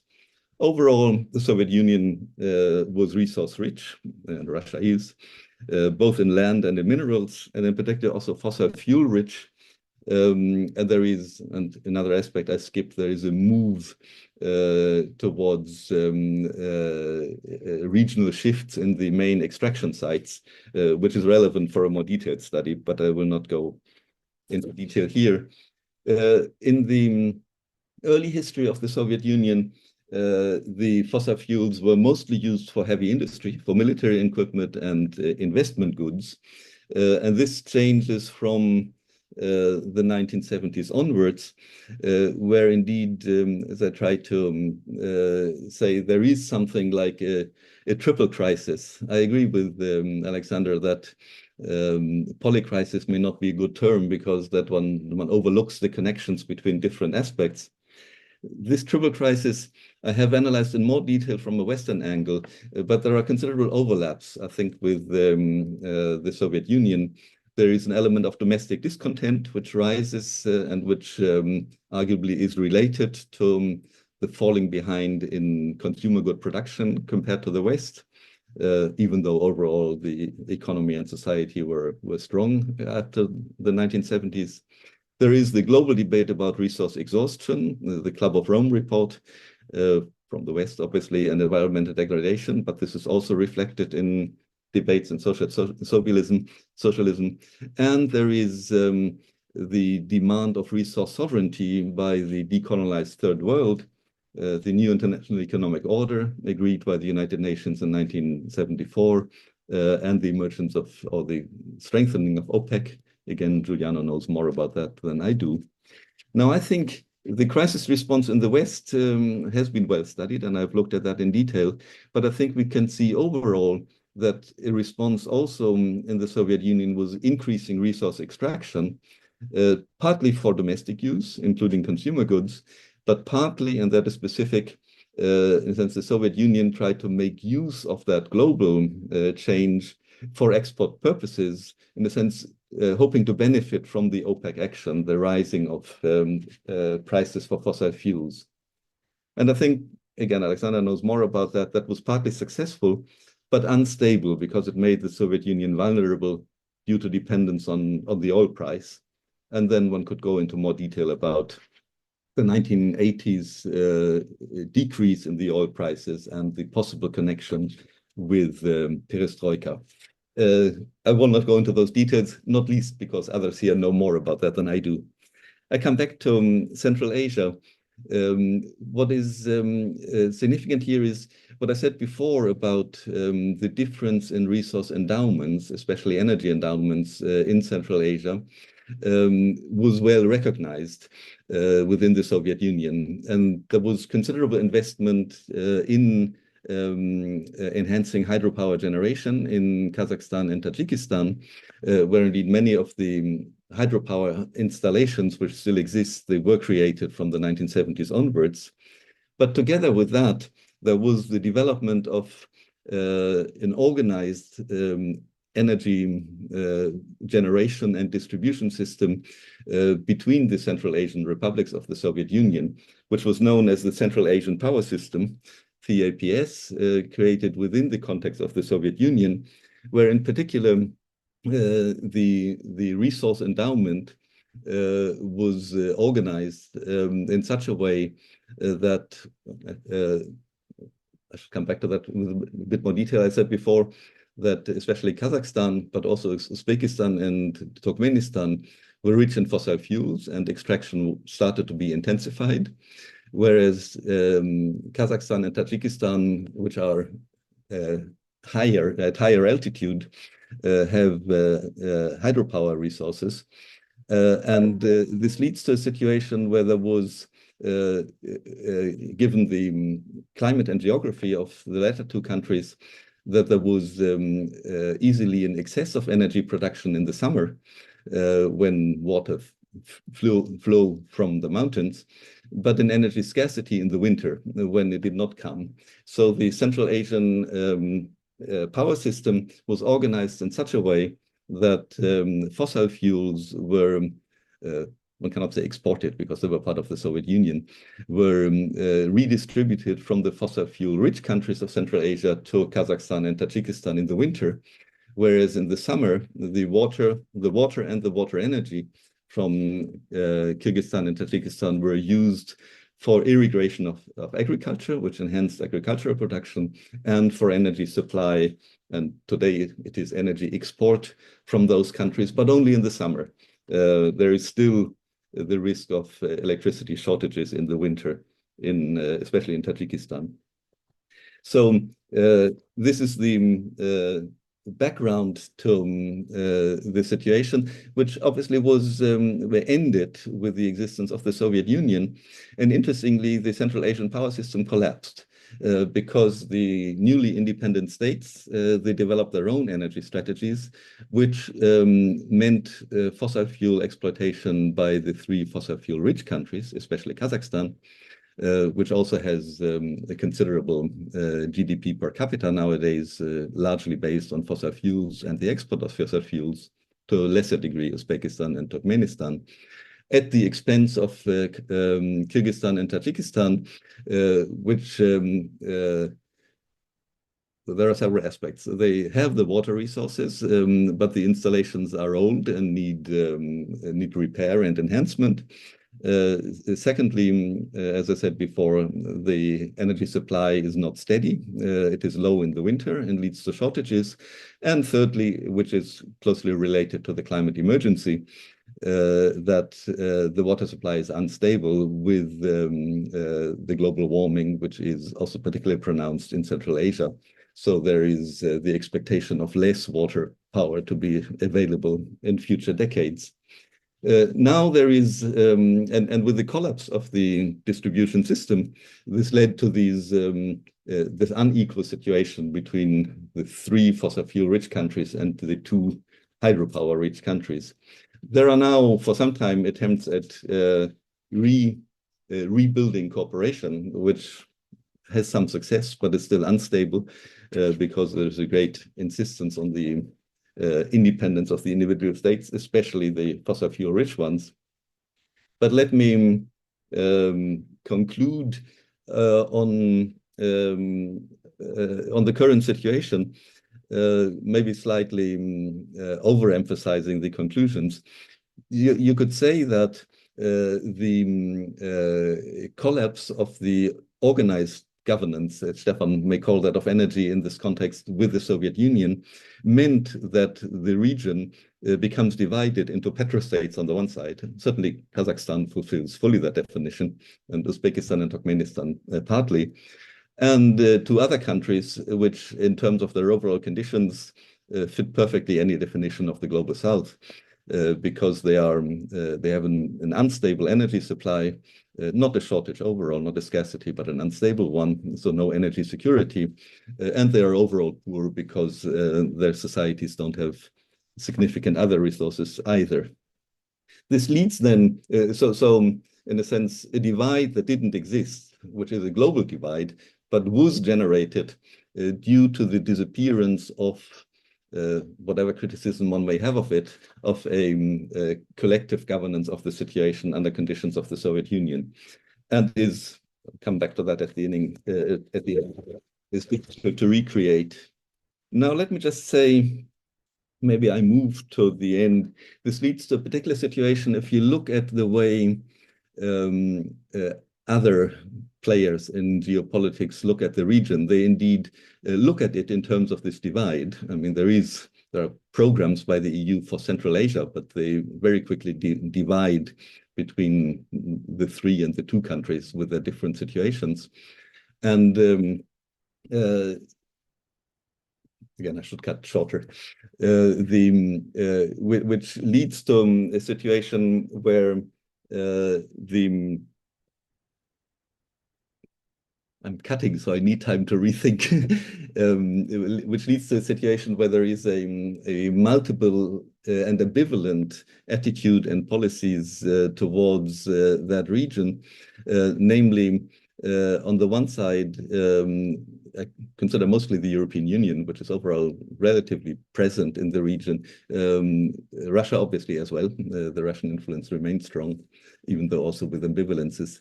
And if you look at the European Union, there it's clear that the fossil fuel-rich countries, they are considered because of their considered of interest because of their fossil fuels as transit countries, not least, but also as extracting countries.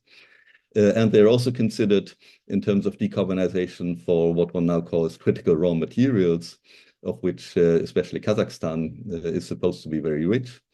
Whereas Kyrgyzstan and Tajikistan are considered to be countries in need of development aid in terms of support for re-enhancing their hydro energy supplies and the irrigation of their agriculture.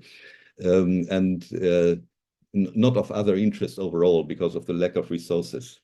I want to conclude with 4 remarks that follow from this, and then all of that would need to be deepened.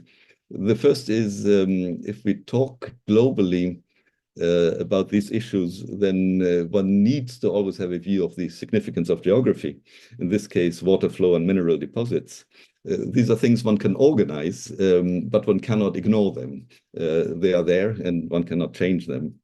The second is the significance of borders, that when we talk about global or even world regional governance regimes, the creation or dissolution of borders has an enormous impact because it creates new sites of agency, of potentially agency with power. The third point is when there is coordinated governance and it breaks down, it's very difficult to recreate it. And we may even say, I mean, this is the example of the Central Asian power system, which collapsed after the independence of the states. They were not able to maintain it, and national state concerns prevailed over the coordination.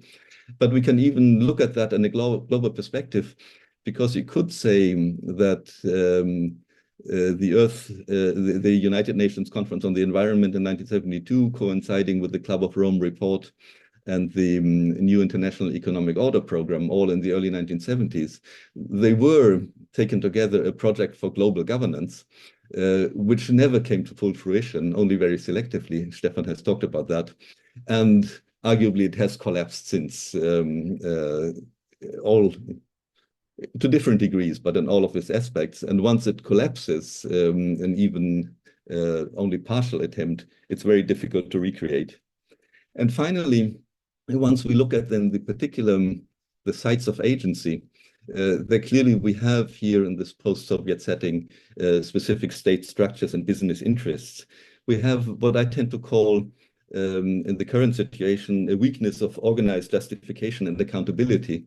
And I prefer to talk in these broader terms rather than weakness of democracy, because that's such a loaded terms, and it is open to a variety of different institutional settings. Rather, we look here at states with weak legitimacy, but considerable domestic power, especially those who dispose of fossil fuel resources.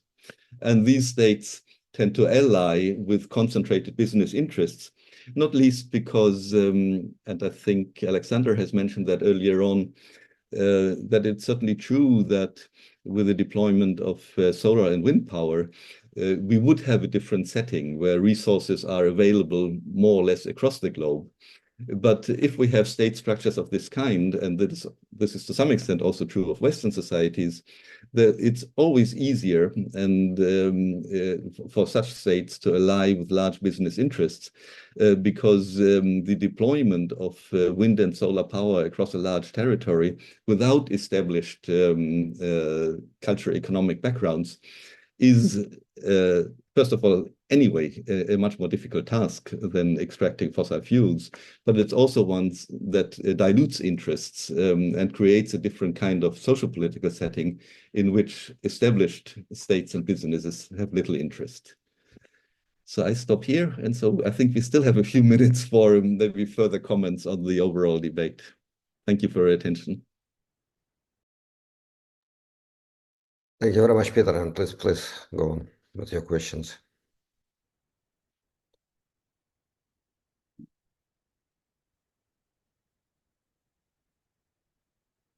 Yeah, Stefan, please. I was actually clapping, but I'm happy to pose a question. I thought that was a very interesting follow-up on your thesis and your book on carbon societies. So I'd be very interested to explore that further. And perhaps two questions.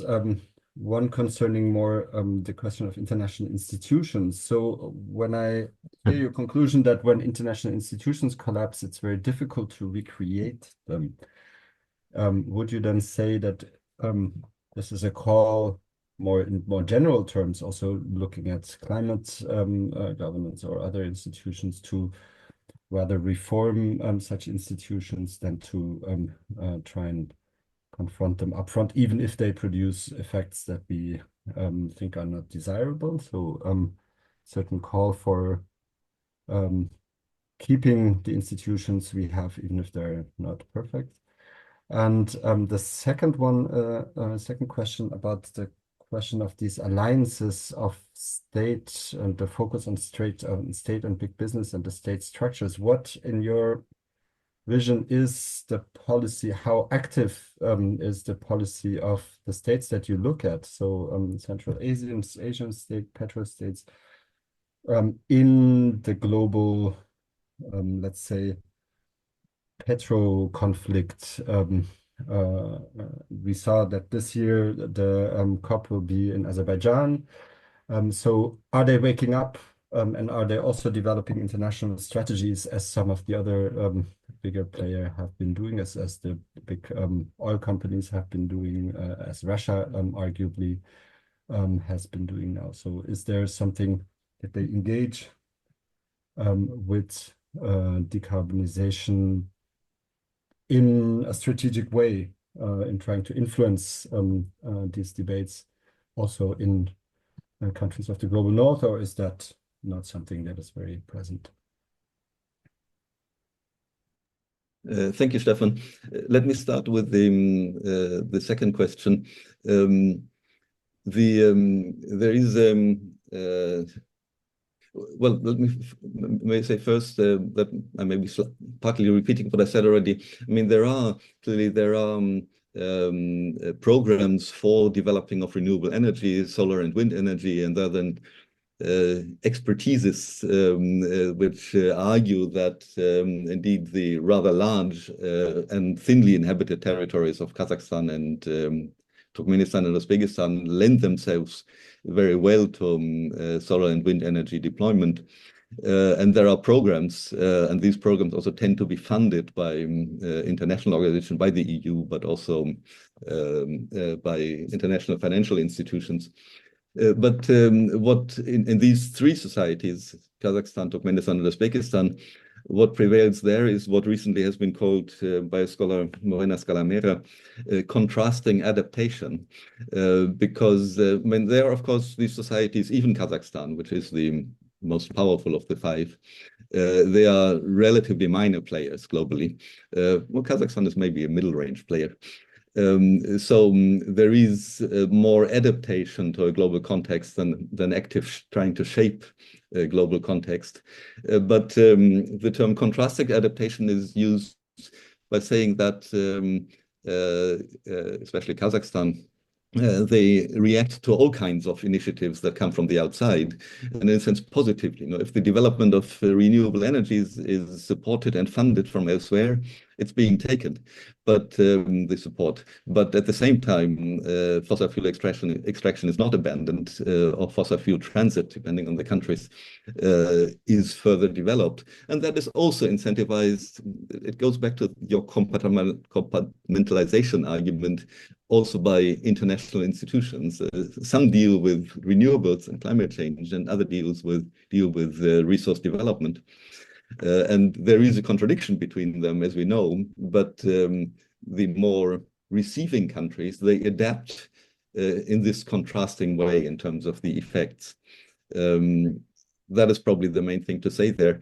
And the poorer countries, Kyrgyzstan and Tajikistan, there is no major power they can exert at all. I should maybe use 1 minute to exemplify also the argument I was making about the alliance of states and interests. Again, this will probably require a closer look. But if you consider that recently the new government of the United Kingdom has announced 22 billion support for carbon storage proposals, and clearly advised by Exxon and other major business interests, instead of, well, realistically, instead of, because of lack of budget, insulation of residential housing in Britain. So that you see this mechanism where it's, even for supposedly ecologically minded governments, it's much easier to deal with major businesses than to deploy something across the whole society. On your first point, yes, I tend to argue in this way because I do think that institutional decline leads to greater power for those who are anyway more powerful. And even deficient institutions, they provide settings for full elaboration of justifications for action and questioning of justifications and accountability. So that may sound slightly too modest and moderate in terms of a political agenda, but I think if we look at the current collapsing of institutions, I think it's the only realistic possibility. Sorry, I've gone on for too long. I see there are more questions. Giuliano.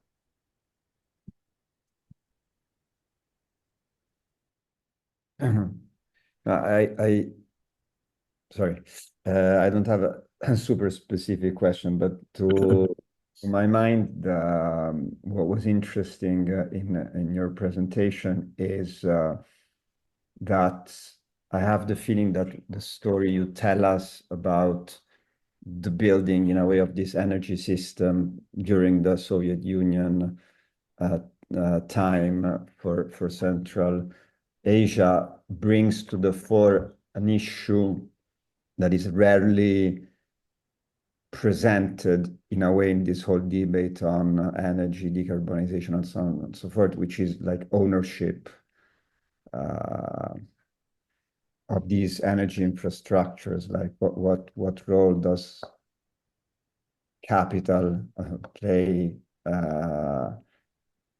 in supporting the building of energy infrastructures? Because in fact, that's a huge issue in the,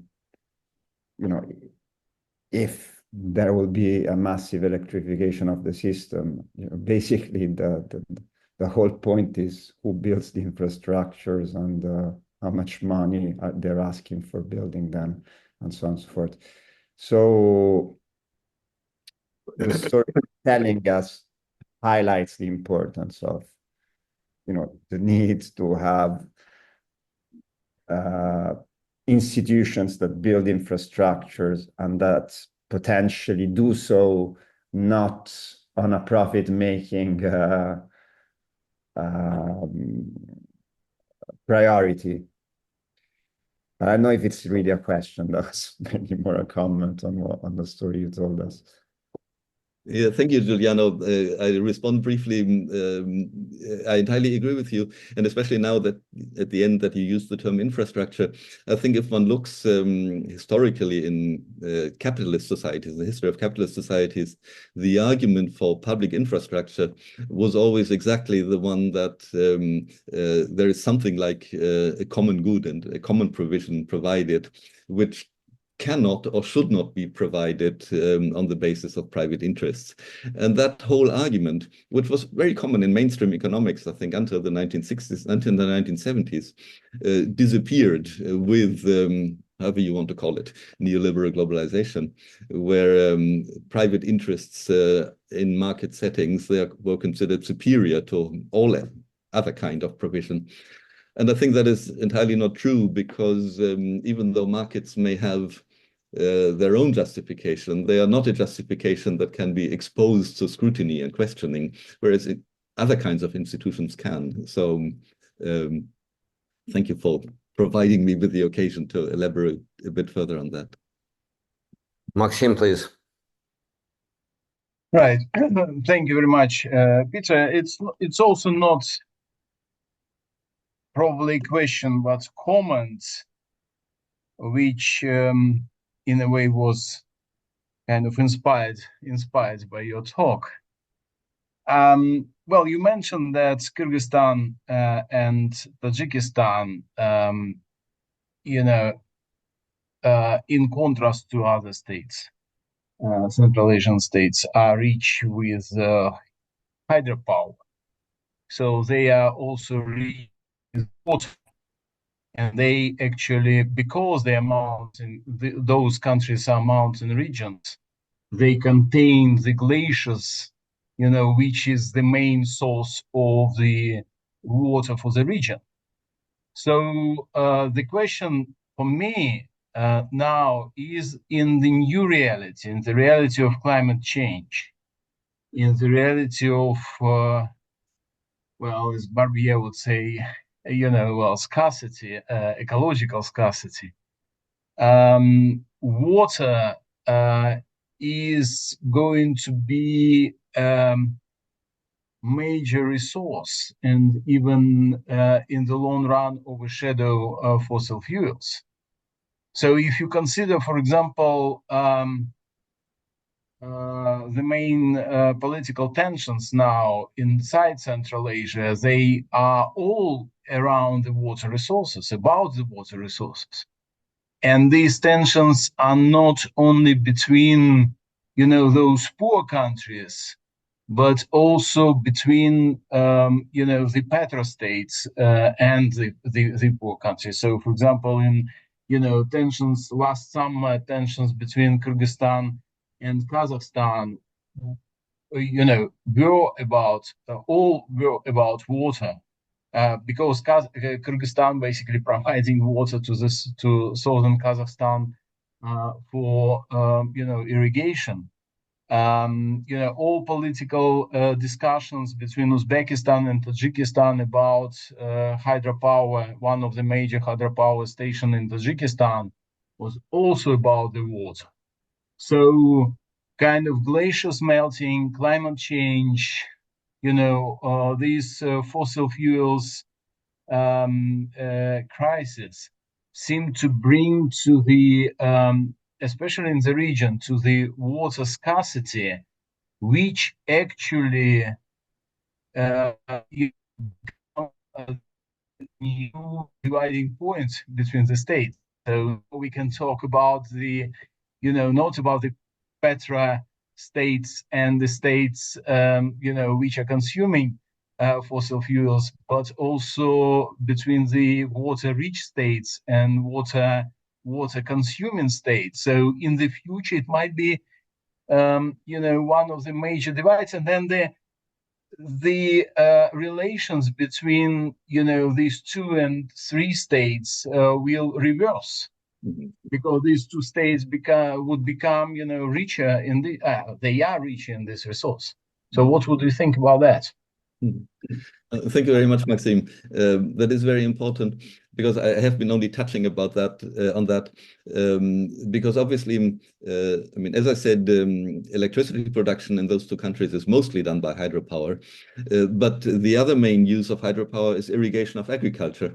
And one could also argue that electricity production may not be actually a good use of water power, because food production may be more important, and water should rather be used for that.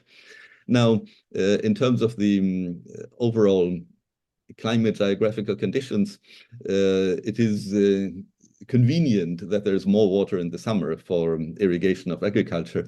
But indeed, there is export of water from these high-lying countries to the lower-lying countries for irrigation of agriculture, not for electricity production, because they use fossil fuels, the other countries. But there is a double dependence. And so basically, you're entirely right. And I think over the middle term already, the problematic aspect of that is that the more fossil fuel is used for electricity production and other purposes, the more global warming we have, the less water there will be, and then there will be a double negative effect, both on electricity production and on food production in the region. All right, thank you very much, Peter and everyone. And we have a short coffee break, basically 10 minutes coffee break, and we reconvene 11:30. So please stay tuned. Thank you very much for the Thank you very invitation much, again. everybody. I will have to leave to another conference here, a physical one, but I was very happy to be part of this. Thank you. Thank you, Stefan. Thank you very much, Stefan, for joining us. Thank you, Stefan. Thank you. Thank you.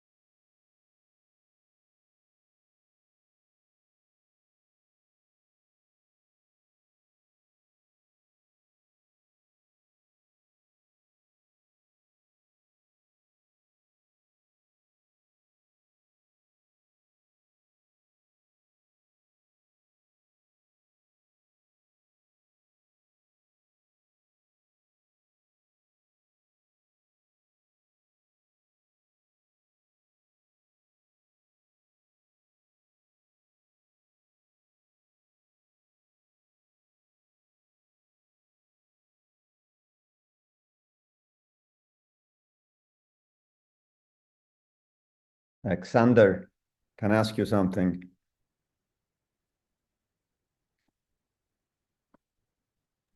Oh, yeah. Please. I just wanted to check with you if I can share my PowerPoint because I never used Zoom. So Yeah. We'll help you. Agus will help. Yeah, excellent. Yeah, we already see it. You just need to put it in presentation mode. Uh-huh. With the button below on the bottom of your screen. This one? Yes. And now it's perfect. You see it. Okay, great. So it works because I like a week ago I had something on Google Meet, which is even worse, and I couldn't for some reason it didn't work. Like I couldn't share anything, which is bad when you're away, like online. It's very hard to. Yeah. Unfortunately, it's now perfect all set. Cool. So where are you now? Are you at the university, at home? In what city are you? I'm in the Central European University in Vienna. Okay. And yeah, and here in Vienna we have created this center. And we keep working on all this exciting stuff. Exciting, but also sometimes very disconcerting. Yeah, I can imagine. So I actually hope that Peter will share this session, but he writes that he is moving to another place, so he will be back a few minutes later. Yeah, don't worry. Oh, I can share now. It's after the lunch break. I might be a bit late. Peter, okay. So go on, then, Peter. So shall we start? Yes. So I just give the word to Giuliano. Just to say, a great pleasure to have you here, Giuliano. I'm glad you could make it, and I'm very curious to hear your presentation. Please just go ahead. Okay. Thanks. Thanks for having me. I'm sorry for not being part of the group before.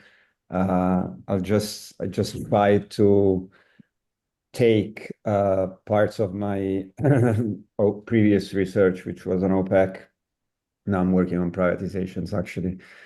That could help your debate on more general debate on decarbonization. So my starting point is that there's a lot of people around that think, and I count me in, that in order to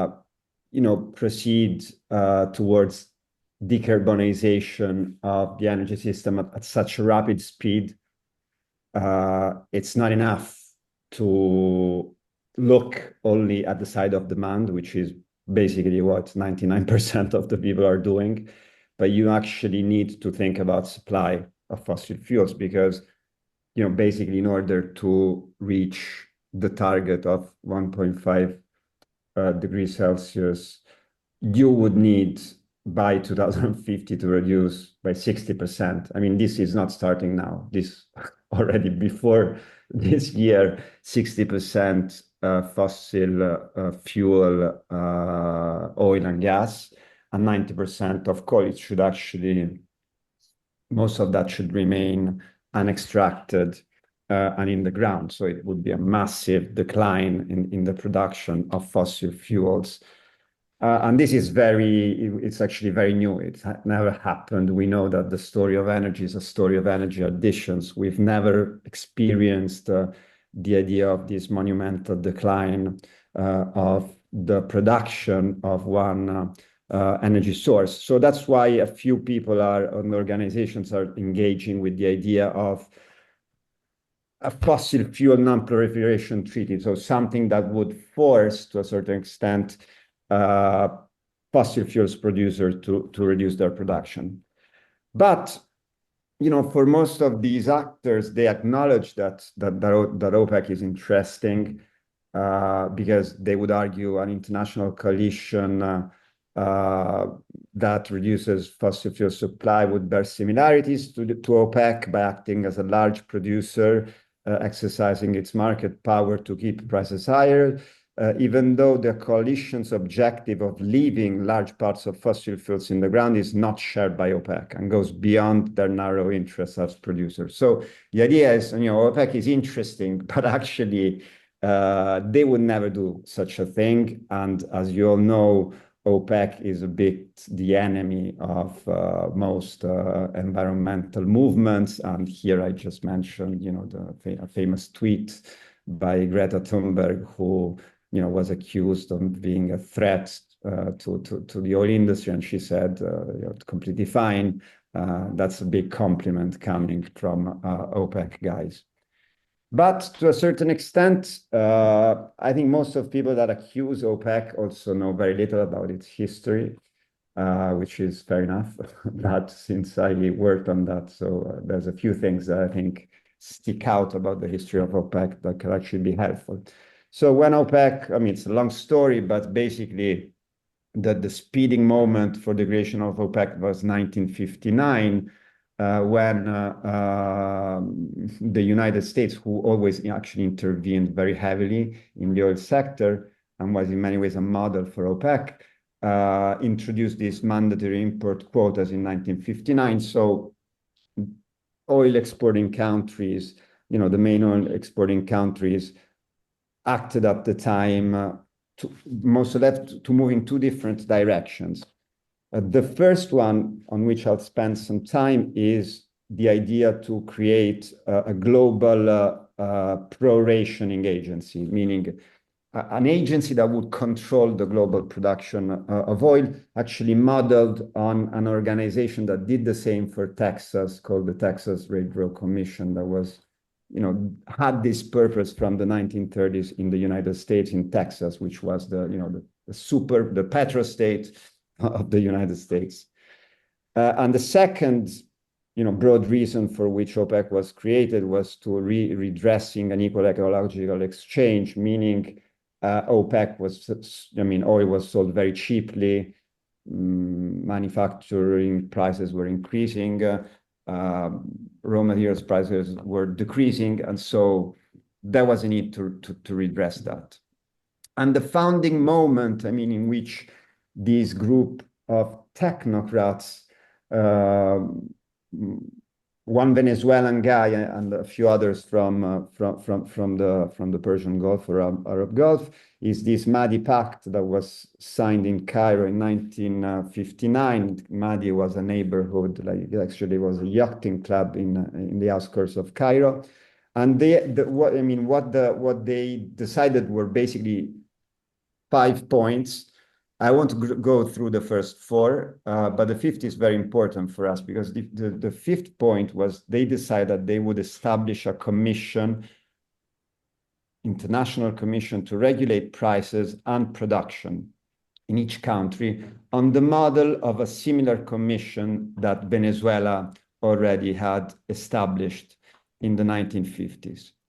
And the key idea came from this guy, Juan Pablo Pérez Alfonso, who was in many ways the most important of the founding members of OPEC. He was the key expert of oil of this of Acción Democrática, the Democratic Party that basically, contributed to the creation of a democratic Venezuela. He was the first minister of development, but also in charge of oil of the first government after the Second World War, so the creator of this 50-50 profit-sharing agreement. And he was the Minister of Oil when OPEC was founded. And in a speech before the creation of OPEC, OPEC would be created in September 1960, together with the so-called Red Sheikh, who was then Tariki, who was then the oil minister of Saudi Arabia.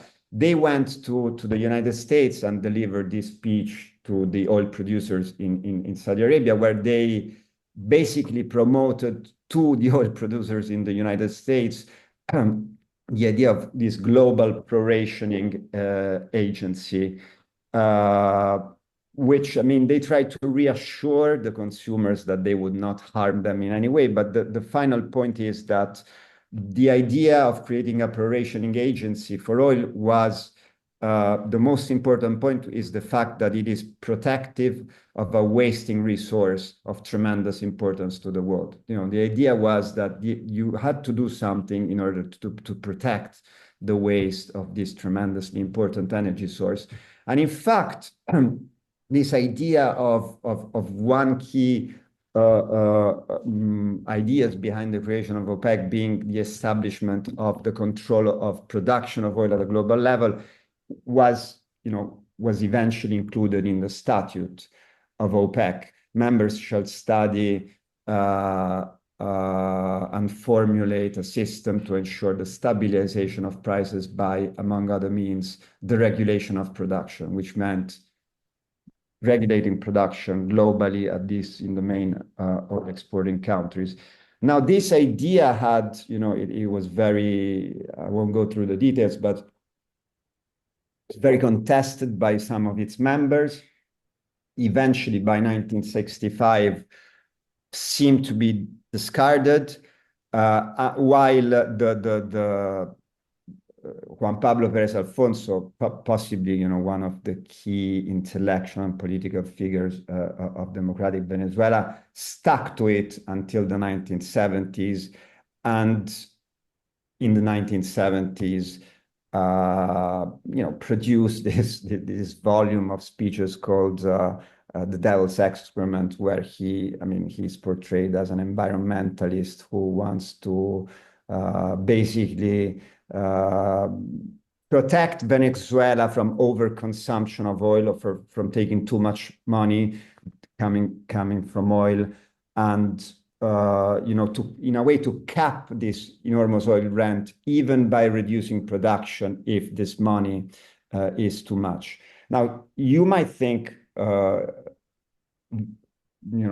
Alfonso was very isolated, but to a certain extent, one of the key episodes of the history, economic history, I would say in general, of the 20th century, which is the oil shock of 1973, even has a conservationist and as an environmentalist side to it.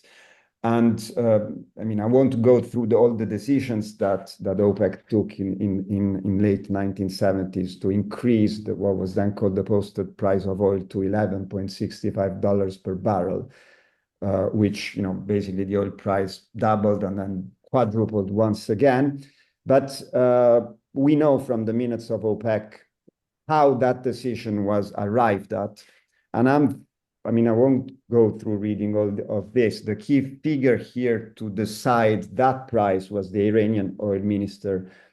He was actually the minister of economics, but also dealt with oil, Jamshid Amuzegar. And basically, the idea was that the West was over-consuming oil, and that in some ways, so if you read here, this is actually what he told to the fellow ministers at a meeting of OPEC. He said he was shocked when going to New York, air conditioning was working the whole time, the lights were on the whole time. This meant that consuming countries were using too much oil when they needed to use less oil. That was basically... And oil prices would be a way to deal with that. Now, obviously, that's not the only reason why OPEC increased prices in 1973, but it is an important reason which nobody kind of acknowledged. And to a certain extent, it did have the impact that it supposedly needed to have, in the sense that after the energy shocks, the price shocks of the 1970s, even though we all know that global oil consumption increased massively throughout the world, and there was actually a relaunch of the use of oil, the oil intensity, meaning the quantity of oil that is needed to add a point of GDP, actually was reduced. So it did have the impact of, in a way, reducing the oil intensity of the economy. But this whole debate about conservation, resource conservation, reducing overconsumption declined to after the 1970s.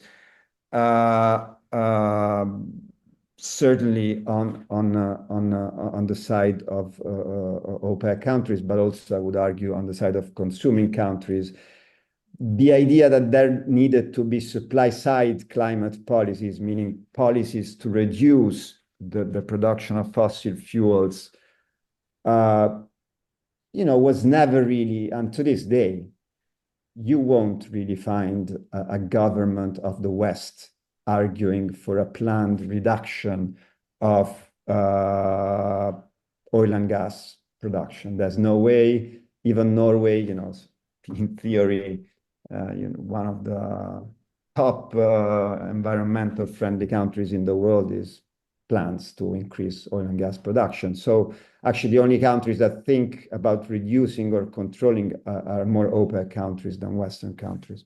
So what's the problem in actually engaging with this necessary supply-side climate policies when it comes to hydrocarbons? I tried to sum them up, even though you might find so many reasons that are different than these. For me, one of the points is that it's embedded, and we hear it all the time, in the global diplomatic discourse, the paradigm of scarcity and the need for energy security. Now, concentrating on the need of energy security, of securing energy sources, makes any act that identifies with limiting production and supply of critical raw materials, and oil and gas in particular, leads to that being considered as basically as an offensive military action. One thing is to argue we need to use less oil. The other thing is to accept that a country would reduce exports of oil to your own country, because that would be perceived as endangering security of the country. And this applies actually also to critical minerals in the same ways. But any action on supply side is actually based on the idea that you have to reduce export of fossil fuels. So there's this contradiction with this energy security and resource scarcity paradigm. The second point is that any debate that engages with basically controlling production questions the basic tenet of neoliberal economics, which is the complete freedom of price movements. There's no neoliberal that would accept controlling prices as being one of the ways to solve the climate crisis. In fact, they never argue of controlling prices. They just, carbon taxes are fine, controlling prices is wrong. But any mechanism to have supply-side climate policies, to control resource extractions, basically requires planning. You need to know how much a country is going to produce, and requires some kind of price control. The two things are in a way linked, and that's exactly more or less what OPEC tried to do with very little success after its creation. And the third is a more theoretical point of view, and a more theoretical problem that has to do with economics. And it's kind of my personal battle. Basically, and I think I'll stop here. I had a few more things to say later, but let me just expand a little bit on this. Basically, the key founders of classical economics, they all spoke about three factors of production until the 19th century. So you have capital, labor, and land. And those, capital is profit, labor is wages, land is rent. Now, basically, land rent disappeared from economic analysis, but it never disappeared from global geopolitics. So while the economists and the politicians and the politologists basically only think about capital and labor, land rent in terms of what petrostates are, so sovereign landlords, that's the best definition of what a petrostate is that it's a sovereign landlord capturing an international land rent. So its wealth derives from owning land, and it sells its products globally and extracts from this ownership of land a rent. Now, for all economic institutions, international economic institutions, as you know, here I'm quoting a report of the World Bank, land rent is a negative thing. You know, it's basically associated to the idea of undeserved wealth. So the only thing a country should do, if it's in the position of a sovereign landlord, is basically to invest this, transform this non-renewable natural capital. So you already see that the language is that fossil fuels and natural resources are capital, and transform it into other forms of productive wealth that could last for the future generations. An example for this is the terrifying project of Saudi Arabia of destroying the future wealth of the Saudis. I mean, the future wealth of the future generation of Saudis by investing is this horrible idea, like creating from scratch a futuristic city into the desert. So the disappearance, my point is that the disappearance of the understanding of land rent and what you can actually do with land rent or not do with land rent it basically forces these countries to produce rapidly in order to diversify their economy and invest this natural capital for future generation. In this logic, it is very difficult to argue that they should actually reduce production very significantly. While any potential supply-side climate policy is based on the idea that you should reduce production, and that the money you're gaining, which basically is land rent, cannot be productively used in the economy in such a rapid way. You should actually maybe store it and use it for future generations, which is exactly what the Norwegian have been doing since the 1990s after their experience in the 1980s. So, to wrap it up, I would argue that, broadly speaking, even though OPEC has not been successful in a way in creating this global pro-rationing agency to control oil extraction and preserve the natural resources for future generation, OPEC very much is one of the few models of an organization that actually tried to do it.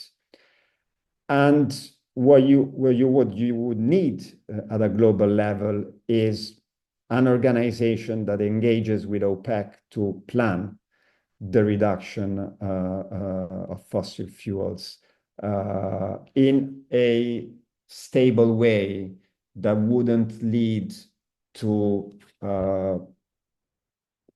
price movements or political turmoil in oil exporting regions that would only be, from my point of view, destabilize the world, lead to political instabilities in most of these countries, and that political instability will inevitably translate and affect the other countries. Let me stop here so that maybe in question time I can get deeper into specific points of what I said. Thank you.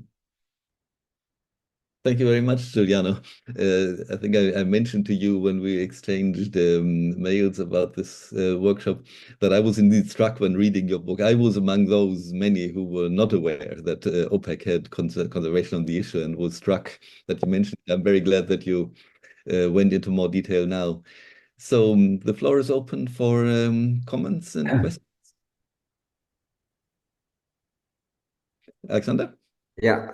That was very, very interesting, and particularly, I mean, the sort of historical and empirical part was also new and exciting to me. But I really appreciate this effort of imagining the future developments, or actually suggesting certain directions for these developments. I think this is our task as scholars to have. Say political imagination and help we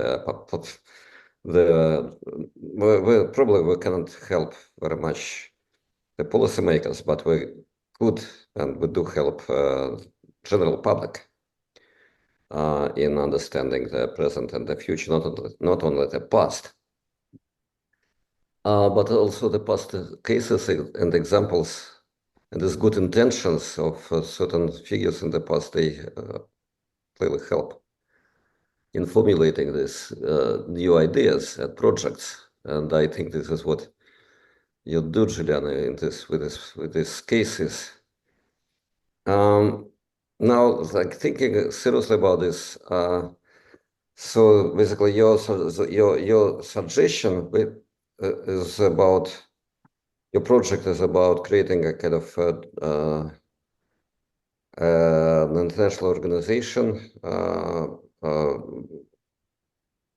based or combining the consuming countries, and that would kind of plan the future consumption and therefore extraction and therefore prices together with the extracting and exporting countries. So it will be like, yeah, I'm wondering, so for instance, just a week ago, there was news about the negotiations between Russia and Saudi Arabia about this oil. Basically, it's price control. And of course, nobody really believes that these oil prices are free-floating on the free market. Of course, it's like about, telephone calls and closed-door negotiations between diplomats or politicians about these prices. So Saudi Arabia said that yes, we wanted to keep it on the level of $100 per barrel, but okay, so we will go down and we will ignore Mr. Putin who wants even higher prices. And so we will just change the quotas. But in fact, they are planning. This is what I'm trying. So they are planning. Maybe not. Maybe it's not long-term planning. It's obviously short and mid-term planning. But they are planning together within this OPEC at some points within the OPEC plus, meaning also involving Russia and Brazil. So they are planning. That's the first question. The second question is, so I think we are kind of in a double bind or rather in a trap, because obviously any project of decarbonization needs high and growing prices on oil. They are desirable for climate and for whatever, for humanity.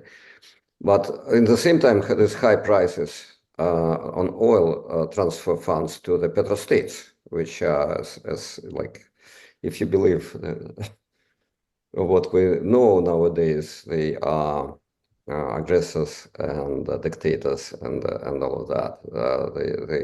They spread political evil. So this is a double bind, basically. It's also about, say, democracy, American elections. There's concern about low prices. Say in America and also in Europe. So yes, high prices are desirable, but in the long term, but in fact, low prices are much more needed in the short term. And basically, there is no way out of this. But introducing some kind of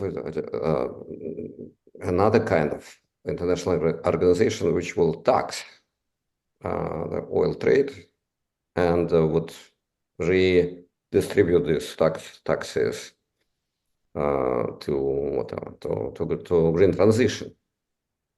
So I think that would be kind of an alternative project, and I'm wondering what you think about that.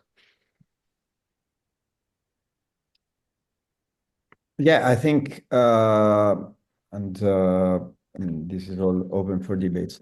So first of all, I have the feeling that in the last couple of years, there has been a comeback, in a way, of the idea that you need some form of commodity agreements. While up to 2 years ago, that was considered, an unspeakable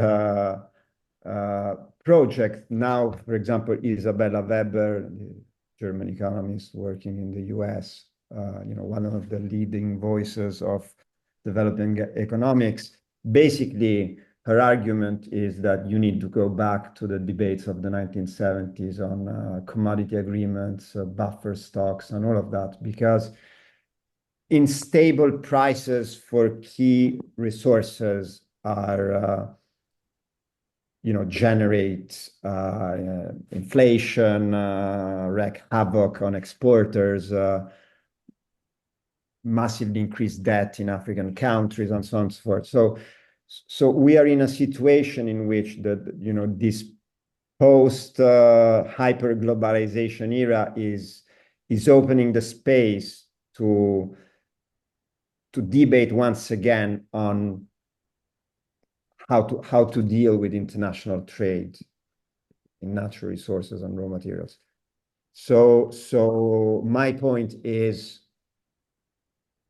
broadly speaking, even when it comes to hydrocarbon resources, any system where those prices are managed politically, there is a diplomatic negotiations around them, is a better one than mechanism of prices that fluctuate in such a destabilizing way that in 2020 they were negative. And everybody thought we would rapidly move towards decarbonization, and then we discovered a couple of years later that oil companies made the largest profits in their in the recent times. So stabilizing prices is important, and negotiating politically on production is important, because here there's two theories. One theory is the one you mentioned, Adam Toozy, that's his theory. Basically the world at one point there would be peak demand for oil. We don't know what that point is because we've never experienced it. At one point there won't be any more demand. Demand will start declining. Then oil exporting countries will compete inevitably one with the other. And this will destroy the price of oil. This will lead to prices of oil becoming, $20 a barrel. So theoretically, this would relaunch the use of fossil fuels, but Adam Toozy says no, because consuming countries will increase taxes. The more the prices go down, the more consuming countries will increase taxes, and they will use that money to decarbonize. The problem of all of this, it might be true or not, but first of all, we have no proof this will happen. It might actually be that if the prices of oil and gas go down, citizens that already now are not able to pay their bills, which is the situation in Italy, 11% of the Italians are not able to pay for gas and electricity, will be very aggressive on the governments just to give them lower energy prices. So we don't know if that's what's going to happen. Plus, this will create havoc on petrostates. And the idea that you would have countries such as Saudi Arabia, Iran, Russia, Algeria imploding as Venezuela did, because we already know what happens to a petrostate when it implodes. Venezuela were after 2014, 6 million Venezuelans emigrated from Venezuela. The entire economy of Venezuela collapsed, and it became the Soviet Union is another example in 1991. Yeah, I mean, the Soviet Union is another example but you know, it never had the implosion Venezuela had, in the sense that imagine Venezuela being the country in Latin America with the most influx of migrants to find jobs, to becoming, with Syria, the country in the world with the largest number of refugees. This is an incredible turnaround in the history of any country in the world. Like, you know, it actually conveys you materially the idea of what happens when a petrostate implodes, right? Would we want this happening in Saudi Arabia? And so on and so forth. I don't think so. I think that the impact would be, you know, devastating for the region. So any potential venue to plan politically a reduction of the use of fossil fuels would be welcome. But the problem is that the worst enemies of any planned reductions are the countries of the so-called West. The problem is that it would be easier to enter a debate with Saudi Arabia on this than with the United States. With a Democrat or with a Republican administration, it's the same. They do exactly the same things when it comes to oil and gas production, because intellectually they're not prepared to enter in a conversation about natural resources. It's just a debate that has exited to a certain extent academia. You necessitate a different mindset. Obviously places limits on national sovereignty. Complex thing to do. Now the idea of a tax, just last comment, the idea of taxing petrostates and using that money for speeding up the shift to renewables, maybe even more in the global south, right, that has very little money. This is a point that has been made even by Piketty in France. So the idea, these are very unequal countries where wealth is redistributed very unequally, and they're actually rentiers, so they're not gaining money because of some kind of investment that has to be rewarded, but it's just absorbing this rent. I think that the problem with this, from my, you know, from where I come from, so studying OPEC, this is basically like arguing that there are some countries in the world for which national sovereignty has a meaning.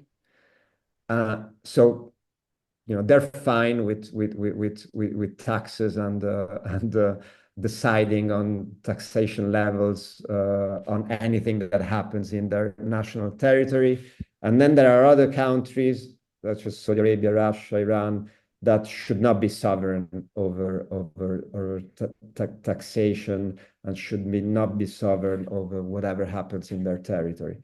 So this is problematic because obviously it's an idea of what national sovereignty that is conflicts with the idea that exists in these countries. But I think to a certain extent it's unfair because it's also contradicts the idea of national sovereignty even in Western countries where nobody really accepted an international taxation. And even the countries of the European Union, which to a certain extent accepted that parts of the revenues, they never accepted a EU tax.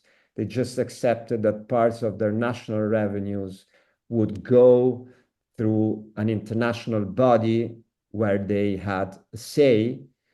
So this is very new, but that kind of money is very small because anyway, it's less than 1% of the GDP of EU countries. And the part of money that doesn't go back to the very same states is even smaller. So the part that has redistribution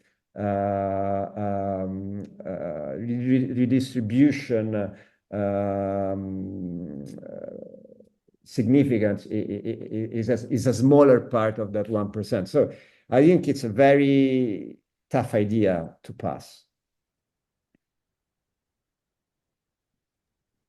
Thank you, Giuliano.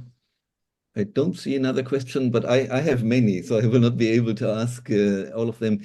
Maybe let me just, following up on Alexander, ask you on one question. Because arguably there is a shift in the debate about oil or hydrocarbons in general, namely, and also I think what you're retracing in the OPEC debates is conservation because of the insight that this is a non-renewable, a stock of energy, which one should deal with wisely. And I think then you make a very convincing argument of the reasons why this has not really happened. But then you reason, in a sense, with the prospect or hope that this should happen. Whereas there I tend to think that the land rent, I would ask you about more, but probably we don't have time. But the argument about the price mechanism and the scarcity paradigm, one can moderate this, but I think it will be difficult to get away from it because we have a multiplicity of states with their own interests. And I think when we currently discuss the issue, in a sense, we don't put the stock character of hydrocarbons in the center. We put climate change and global warming in the center as an effect of the use. So the argument would be, even if they were inexhaustible and renewable, we should stop using them. And I think this is a very different kind of argument, because I guess if you look at the long world history, Maxime was mentioning Edward Barbier, human societies have always tried to overcome scarcities, even imagined scarcities. Whereas if there is this threat, is that not a different kind of argument than the traditional conservation argument? And does it make a difference for your prospect of coordinated control? No, yes, so the argument, I mean, the point is exactly what you said. We are not debating the idea of reducing production because there is not enough oil and gas. We're actually saying the other way around. There's too much oil and gas, and we need to reduce its production because of another reason, and the reason is climate change. So is that an argument that could make sense for whoever? I mean, for consumers and for exporters? I think, I mean, in a way, yes, to the extent that even though on a short term, nobody now believes that there's a lack of oil and gas, I would argue that most oil exporting countries, I mean, people know that at some point, you know, be that 500 years, they're gonna run out of them. So there is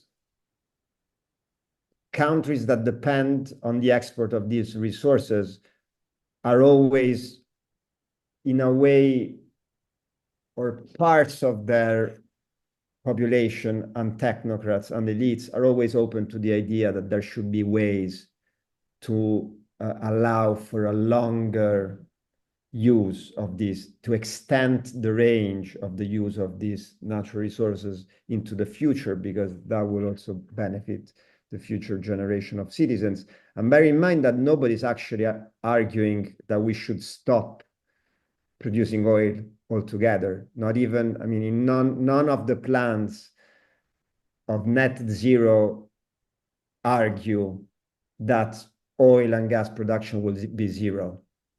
I mean, I think the plan of the International Energy Agency is 20 million barrels a day. So the point is, who's going to produce those, and for how long, and what will be the price? So yes, I'm not saying it's an easy, you know, it's not a given. I'm just saying that, and it's a process. It's not going to be an immediate reduction, but it's a venue of international diplomacy for dealing with climate change by reducing fossil fuels production. Otherwise, the only other option is forget about it. We don't care about this at all, and we just focus on reducing the demand. But the problem is that it's not, it's working, but it's working too slowly.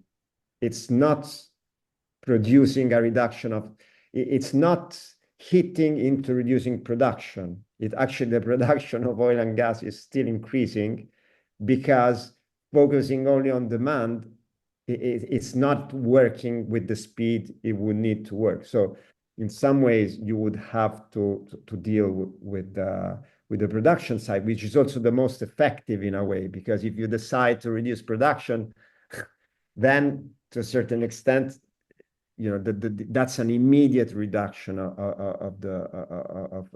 CO2 emissions. Yeah, thank you very much.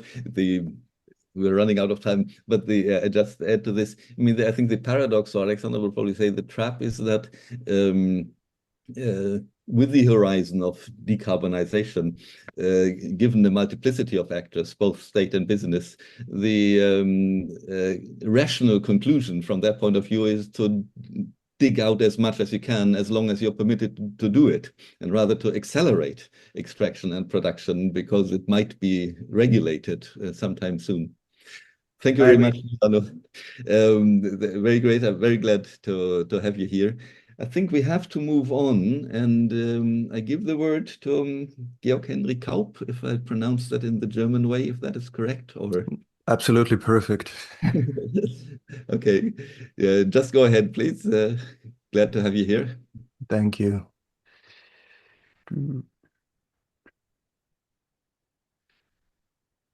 Right.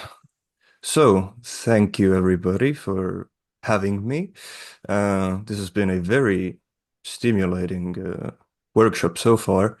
I will perhaps buck the trend a bit, and instead of talking about future scenarios, which, you know, one could argue are more important, I'll be a very typical historian and redig old ground. Namely, I will look at socialist mercantilism, or the latter days of the Soviet petrostate. Now, both of the terms used in the title are rather loaded, so I thought that I would give some turn to the classics, at least in the case of mercantilism.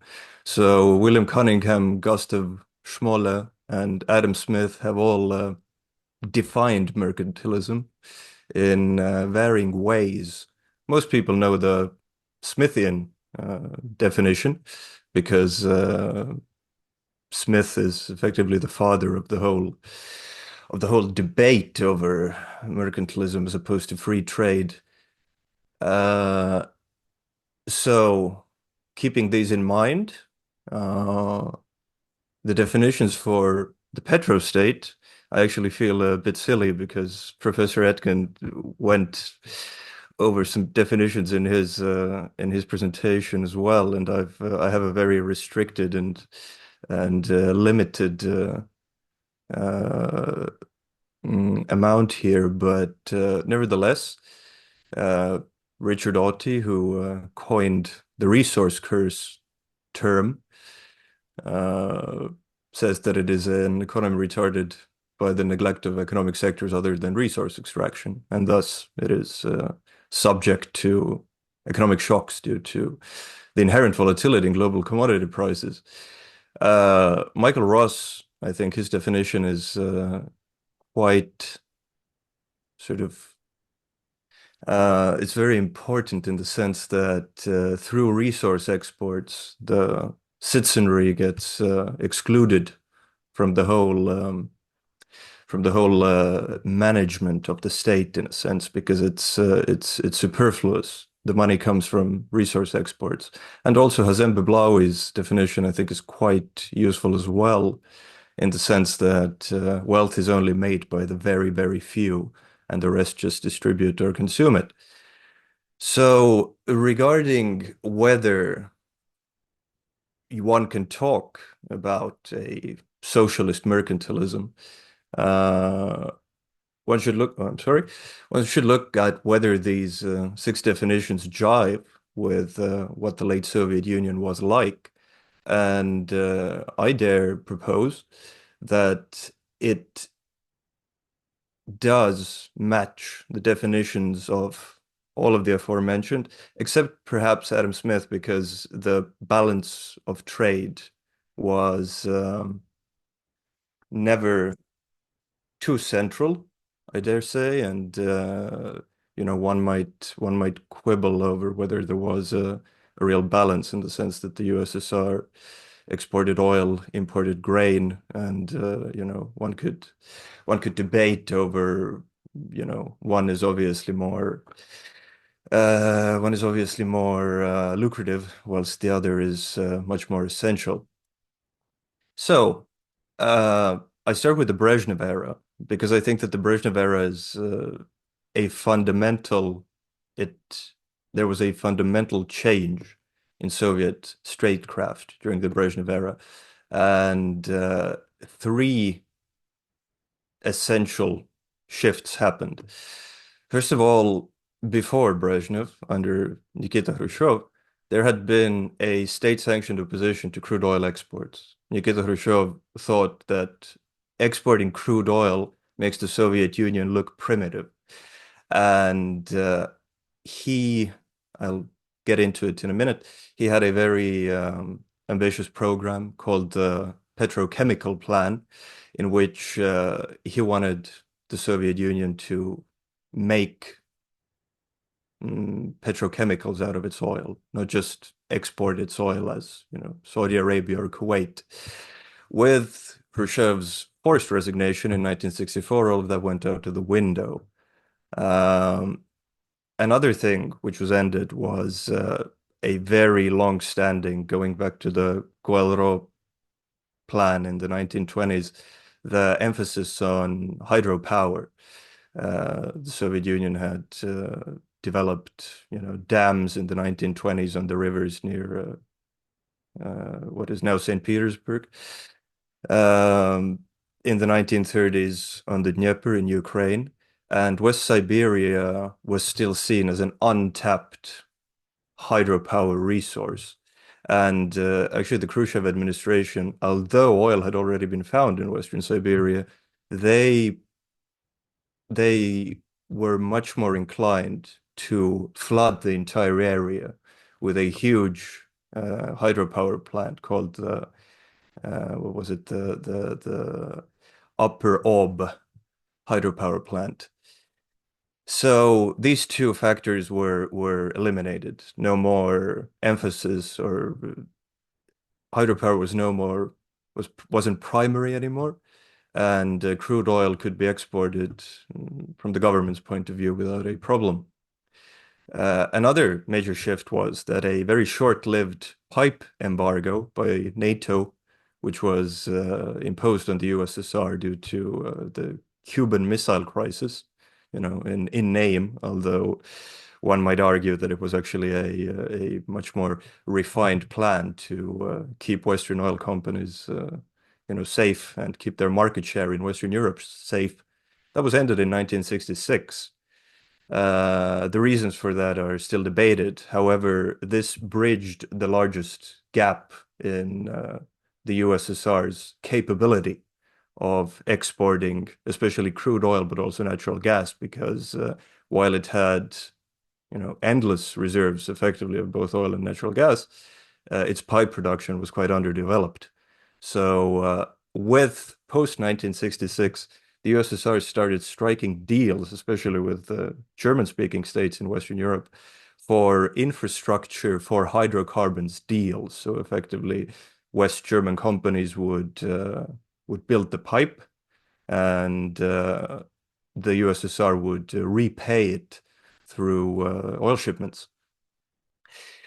The third and perhaps most crucial aspect or thing that fundamentally changed under Brezhnev was the Arab oil embargo in late 1973.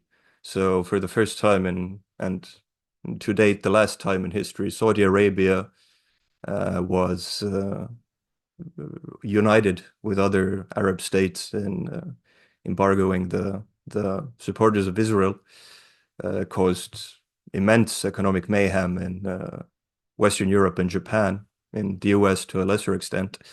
And this was perfectly timed for the USSR in a sense that already in 1972, when there was no oil embargo on the horizon, Nikolai Baivakov, who was the head of the Gosplan and a veteran oil man, told the members of the Politburo that the USSR has nothing to sell.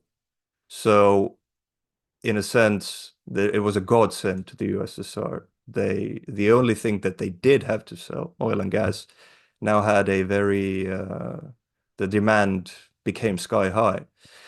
Now, the logical question is that why would the USSR want to sell anything? It was for all intents and purposes, quite an autarkic economy, or at least seemed to be.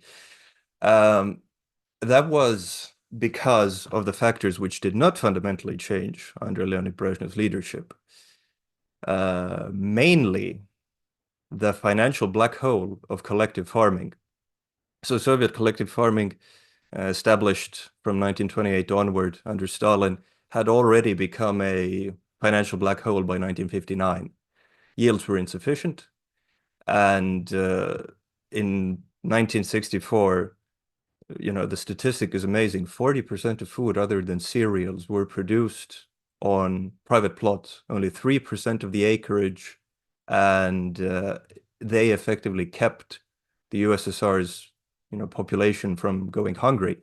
Farmers' markets were quite widespread, and despite having considerably higher prices than the state stores, they were an essential part of the whole economic system of food. Another unchangeable factor was the complete inefficiency of Soviet state farms. They were overstaffed. 30% of the entire Soviet workforce worked on collective farms, 4% in the US. 25% of all state investment went there, 5% in the US. So an American farmer in, I think it's the mid-1970s, fed 46 people. A Soviet farmer fed 7. So an amazingly inefficient system. And that inefficient system caused continual harvest and food shortages. So meat and poultry shortages in 1976, the Meatless Thursday, which still exists in the post-Soviet bloc of countries, dates back from there. And also in the 1980s, campaigns to conserve bread, rationing. Now, the way the USSR under Brezhnev, the government, approached this problem was through no fundamental reform, just handing over money. So debt cancellation in 1965, tax relief in the same year. And not only was there a complete reluctance for any fundamental changes in the system. There was a complete reluctance to even make small logical adjustments, such as shift the system of bonuses. So instead of assessing the work of a individual farmer, individual worker on the collective farm, bonuses were handed out based on what the collective farm produced. So naturally, the heads of the collective farms went to the leaders of their Republican Party, the minister in charge, and always lobbied for the lowest number, because then you can always get the bonus. This bred a culture of immense corruption. The Uzbek cotton scandal, although it doesn't directly, it's not pertaining to food, it was still a major case of widespread corruption, which came out under Mikhail Gorbachev. There had been collusion between the Uzbek party bosses and the son-in-law of Leonid Brezhnev, which eventuated in money being handed out by the central government for non-existent harvests, and completely wild tales of Uzbek party bosses' offices, cupboards being filled with stacks of rubles, and the police being paid off, things which were almost inconceivable.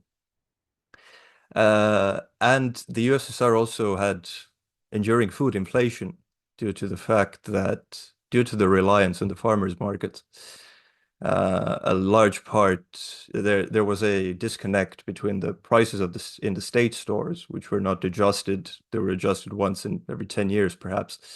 And whilst things were getting progressively more expensive on the farmers' markets, so effectively, food inflation, while not a problem in the state stores, was a major problem for the average Soviet consumer.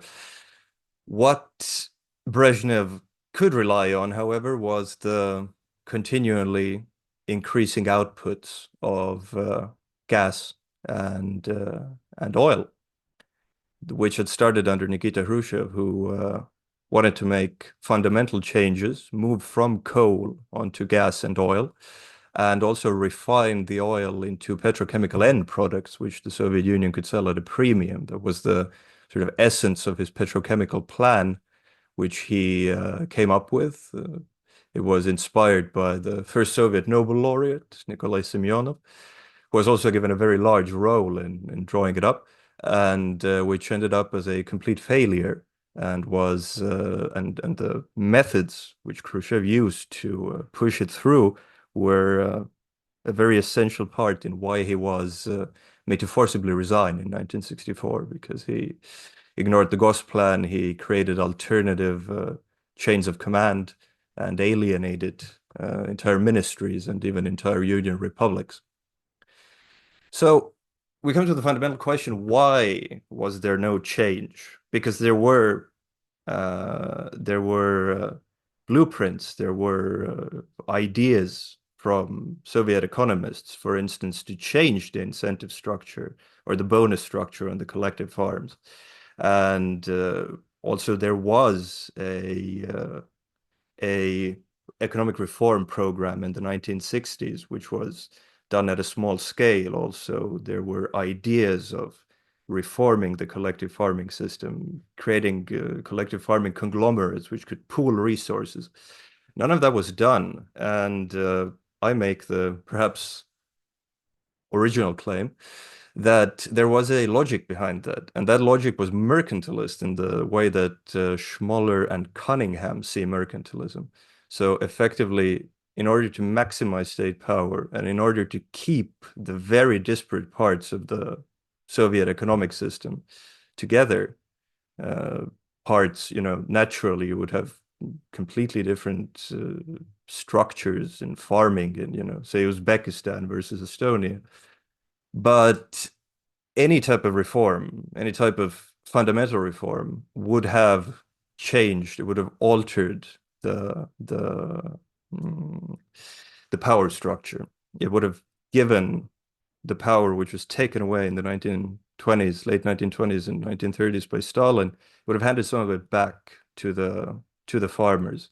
And that, under the sort of mercantilist logic, especially according to Schmoller, who says that this is about maximizing state power, this couldn't be done. And later on in the presentation, I will show that even Mikhail Gorbachev was not willing to do it in the 11th hour when the Soviet Union was already in a very bad situation. Now, the results of this complacency, the results of this complete refusal to reform, were primarily the fact that the USSR became a grain importer, bar none. Grain imports, as you can see, over 10 years, a 20-time increase. And this was all from the West, mainly from the United States, but also from Canada, from Argentina, and completely out of sync with the population growth, which was rather modest. So, and to add onto the grain purchases, also meat purchases. So the USSR couldn't, with its largest grain purchases in human history, it could still not produce sufficient feed grain. So it became addicted to Western food, to Western cereals, effectively.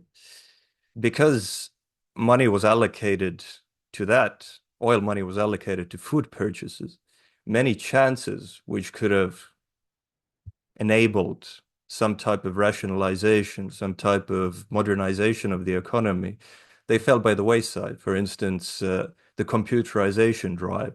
There was a very good chance in the 1970s, with interest from both sides, of buying American computer technology, of modernizing the Soviet economic, effectively, control system, which was over-centralized. It was perhaps the most perfect place in the world for computerization. This was not done. This was not pursued, and it was very lackluster. And the Soviet Union, actually, I think it was in the mid-1970s, it with its huge oil profits, would purchase as many American computers as China, which at the time was, its economy and its society were akin to what was in North Korea today. Also, the oil money was spent on frivolities. For instance, 1980 Moscow Olympics, for which Western contractors were brought in to build hotels with West German tiling and West German building materials, this complete white elephants, which turned out in a very sorry way, because, as I'm sure most of you know, the American airline bloc boycotted the Olympics altogether. Also, another venue or another place where the oil money went was trying to outdo the US as a creditor, but doing it without any type of structure. So instead of building up, an alternative to the IMF or the World Bank, perhaps, things that China is doing today, Soviet Union just handed the money away, mainly to African countries, also to Latin American countries, Cuba, mainly or solely to keep its geopolitical block of power together. But unlike the Americans, that money wasn't well spent. It created no permanent structures of dependence, because, for instance, in the case of Angola, once Angola had gotten all it could from the Soviet Union, it joined the IMF in 1990 under a Marxist-Leninist government. So that was a very inefficient use of resources. Now, another problem, which would become much more acute, was that with more grain purchases and more support for third world governments, more oil was needed. And that oil was extracted in very unwise ways in retrospect, for instance, through water flooding. Injecting water right into the oil well, was practiced on Soviet oil wells from day one. And this immensely shortened their lifespan and You could produce a lot in a very short time, but that well would run out twice or even thrice as quickly as an American well would, or an Arab well.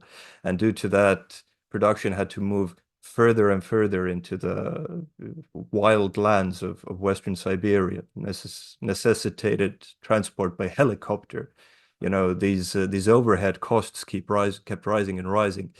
And although I know that Alexander criticized the term polycrisis in his own presentation for a very good reason, I still would use it in the context of the USSR as it entered the 1980s, because there was addiction. It had addiction. It had an addiction of foreign food. Its economic management had gone nowhere compared to the previous decade. The overhead costs were rising, the overhead costs of producing oil, which was the lifeblood of the system at the time. And at the same time, the oil output had started falling. Firstly, initially, the oil output started falling in, the general output year by year still went up by a couple of million tons, but every new well started producing less oil. This is a 6-year span, I think I have here, or a 4-year span rather. No, a 6-year span. And 3 times less oil a new Siberian well would produce in 1981 compared to 1975. Also, the oil was twice as watery. The overhead costs kept rising. The Soviet, Alexander has written a wonderful article about it. The Soviet Union started airlifting workers into Western Siberia, mainly from Ukraine, which was a depleted oil region, but also from the Baltics, to assist, and these were immensely costly airlifting thousands of men each month. And all of that could not preempt a Soviet oil production decline, which happened in 1984, and it happened solely to Western Siberia, where all of these, especially water flooding, was practiced the most, especially compared to the Volga-Ural area or Baku. Now, in 1986, the global oil prices crashed. It was a 50% drop, and the reasons for it are twofold. And both reasons weren't unforeseeable, because since 1973, Western countries had vastly diversified their energy balances, nuclear in Japan, in France as well. They were taking proactive steps to preempt what had happened in 1973. The Soviet Union went on through the 1970s and 1980s as if, the bonanza would last forever, and it did seem as if it could last forever due to the Iranian Revolution in 1979 and the hike in the global oil price that it caused. But in 1986, the sort of economic logic caught up with the Soviet Union. There was not as much demand. Also, there were other reasons. OPEC countries were cheating on the quota system. Norway had entered the European market in a major way. So these were this was something that the Soviet Union could have perhaps foreseen, but it wasn't immediately caused by Soviet legislation. Then the last 3 aspects that I have brought out on this slide was these were the exact results of misguided legislation. For instance, in 1985, the USSR went on an alcohol reform, or implemented an alcohol reform rather, a very good and benevolent idea. However, it eventuated in a complete crashing of the retail profits, and state stores, food in state stores could not be subsidized anymore by the government. In 1988, the state enterprise reform came into effect, which effectively took state enterprises, removed the state from them, and gave all executive power to the collective, the workers' collective. Again, a very idealistic and perhaps a nice idea, but it eventuated in immense corruption, outright stealing. And although the oil sector was it was under very, very stringent control to avoid just grabbing the oil. Other sectors which produced chemical solutions for water flooding and which produced drill bits, there was no comparable control there. So effectively, the Soviet oil sector became starved for the things needed to produce the oil. And sort of the final one in this string of bad legislative decisions was a budget cut in 1989. Mikhail Gorbachev tried to rationalize the Soviet state apparatus, make it more cost effective. However, seeing that the oil sector was cut, West German and Austrian banks very wisely foresaw that it would be not in their best interest to continue handing out loans to the Soviet Union. So the Soviet Union was forced into what were called currency swaps. So effectively, to get hard, liquid Western currency to facilitate grain purchases, it handed away its gold reserves and it handed away diamonds to these banks. Then when did the Polish crisis become, or when did it move from a crisis into dissolution? I argue that, ironically enough, it was due to the democratization drive. In 1989, the Congress of the People's Deputies convened for the first time in Moscow. It was all televised, and it became extremely acrimonious from the start. Nationalistic deputies had been elected from the Baltics.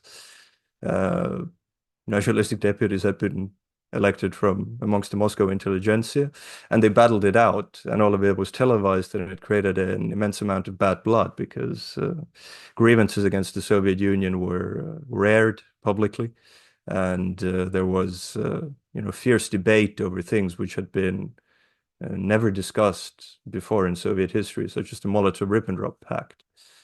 And due to the public anger on both sides, on the Russian side and on the Baltic side, the Lithuanian Communist Party separated from the CPSU in 1989, and Lithuania declared itself independent in 1990, already in 1990. So effectively,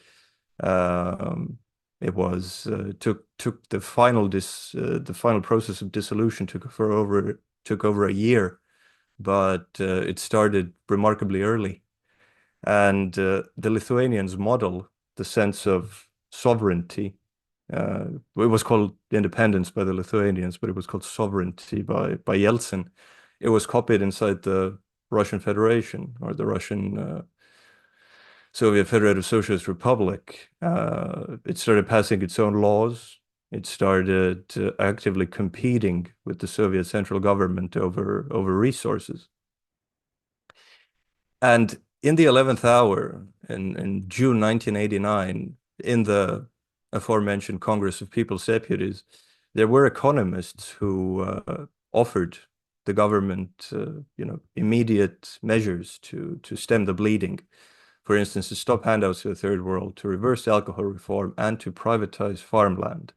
And it could be debated whether this could have feasibly worked or not, but this was rejected. Gorbachev said that the Soviet Union will not only stay as a Marxist state, but it will also develop Marxism.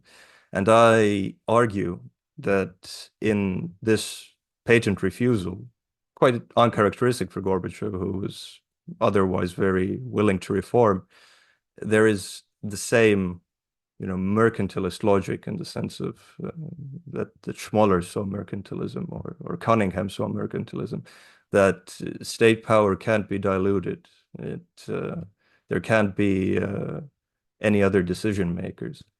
And this, insistence on absolute state control effectively, I think, doomed the whole structure, because currency swaps weren't, gold and diamonds didn't suffice anymore by 1990. Food aid had to be brought in from the West. There were widespread miner strikes in Russia. Food was lacking, paper was lacking, and the putsch attempt in August 1991 effectively sealed the deal, because Gorbachev's power was completely gone. After that, the Baltic independence was accepted as a fait accompli, and Boris Yeltsin would not, although the idea was forwarded or put forward that the Soviet Union might continue in some shape, Boris Yeltsin, who by then had already established control over Russia's hydrocarbon resources, would not pay for a amalgamation of only Russia, Belarus, and the Muslim republics, and hence it ended. And as my conclusion, I have brought out three main points. That first of all, collectivized agriculture is a very important node in the entire story of Soviet dissolution, and also that oil profits were used to maintain that system, and they were used in such a way because of the enduring sort of mercantilist logic, as Schmoller and Cunningham would put it, in a sense that to maintain a national or an imperial economic structure and to always prioritize the state and not give any of the state's power away to possible other interested parties. Right. I've reached the end of my presentation here. Thank you so much. And hopefully you have questions. Thank you very much. You actually brought back to memory the pipe debate in West Germany, which I remember now, but wouldn't have remembered otherwise if you hadn't mentioned it. So the floor is open for questions and comments.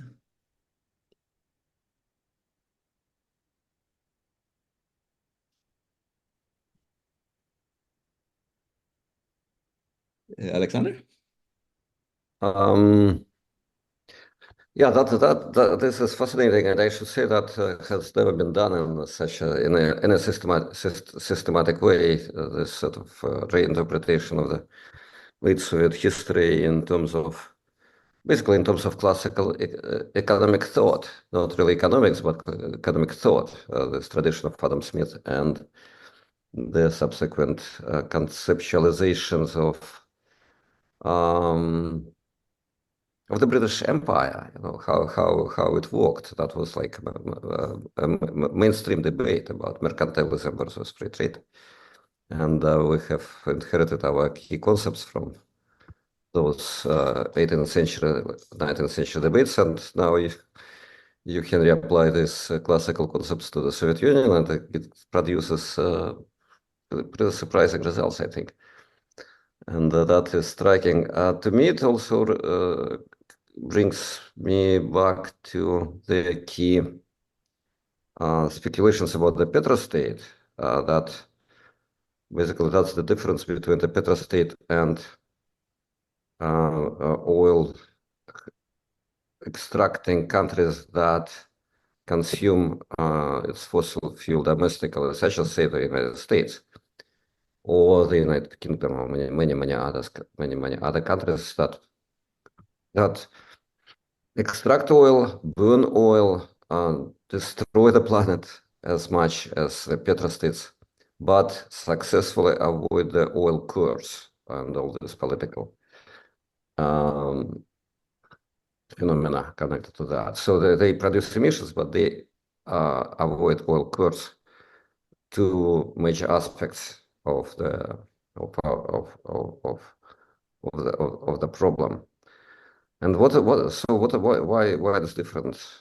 So like why export is so much different from extraction?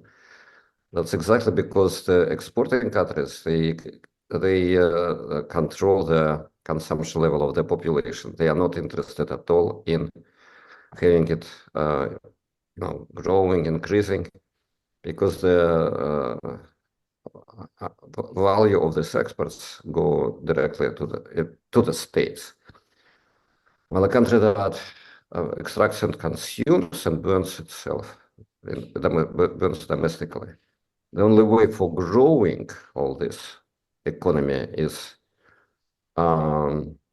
increasing the life standards of the population, so that they have bigger cars, more air conditioning, more energy consumed per capita, and then they grow. So then they extract and then they consume more. Well, those that export, they extract more and more, and then they pocket more and more, in the coffers of the state, and that is mercantilism. So the second thing is mercantilism. So I think that your position here has a very broad significance, and I hope we will learn more from you about all that. Thank you, Alexander. As a very big influence on this work, I think you made a very good point as well regarding the fact that consumption was kept low, and I think that in the Soviet case, anybody can go to Google Maps and see where are the highways in Europe, and if you look at the former Soviet Union, I think that Belarus and Lithuania are the only two places which have any international standard highways at all. So the Soviet Union, it approached car production and car sales as shoes or some other type of thing. It was completely controlled, and cars were the production was kept low, and the way that they could be purchased was very Byzantine, extremely hard. Car buying licenses were a hot commodity, and you usually had to be connected to get those. So yes, in a sense, a vast country, there would have been massive use of private cars if there had been wish by the government to concentrate on that, but there wasn't any such wish at all, and by keeping that sector completely retarded, the Soviet Union could use more of its oil for exporting and use the money for importing food. So I think that the consumer goods versus the agriculture versus oil, it's a very interesting interplay in the Soviet context, and I think that you can apply traditional mercantile theories or mercantilist theories to it, because it's completely blatant if you look at the wide differences between living standards and already in the 1980s between the Soviet Union and its and capitalist countries, even poorer capitalist countries like Finland, for instance. This top-down management, and I think that cars and roads are a very good example, and a pretty interesting venue, or a pretty interesting course if someone was interested in pursuing that. Okay, but another question, Henry, a connected question is how to apply, or could you apply the same logic to contemporary Russia? Is Putinism mercantilist? I'm sure it is, but in a kind of new way, because the Soviet Union was based largely on the equality. It was a country of relative equality by all the indexes between the citizens, not really between the regions, but relatively speaking, the equality was there. But then there was the state that was much richer than the combined wealth of the citizens. So that was inequality between the state and the citizen. But in Putinist Russia, there is the third player, say, let's call it elite. So there is the state, which is still rich and gets most of these profits, and then spends it not so much on feeding the population, because they resolve the problem of feeding the population, by disbanding the kolkhozes and all that. But for armaments, for instance, or some other like how do you call it, luxuries, state luxuries. You call it in a kind of interesting way. Frivolities. But and there is also the economic elite, which wealth grows hugely, and therefore calculated in a traditional way just between citizens. Country Russia is one of the most unequal countries in the world, but this regular indexes of inequality, they don't take into account the wealth of the state, the wealth of the treasury, and its expenditure just doesn't take into account. So there are basically three components, but this idea of, as they put it in the 19th century, checking the consumption, meaning limiting it, controlling it, not allowing it to grow, because if the consumption grows, then the state loses its income. So it should be kept flat, the consumption. That's the real purpose of the mercantilist state. I think that key feature remains operating. Thank you, Alexander. I see Maxime has a comment or a question. Well, it's rather a question and not. I mean, well, first of all, thank you. It was really interesting, kind of mind-opening interpretation of the late Soviet history. And what I find especially interesting in this interplay between ineffective agricultural production, consumer goods, and oil and gas, so fossil fuels export.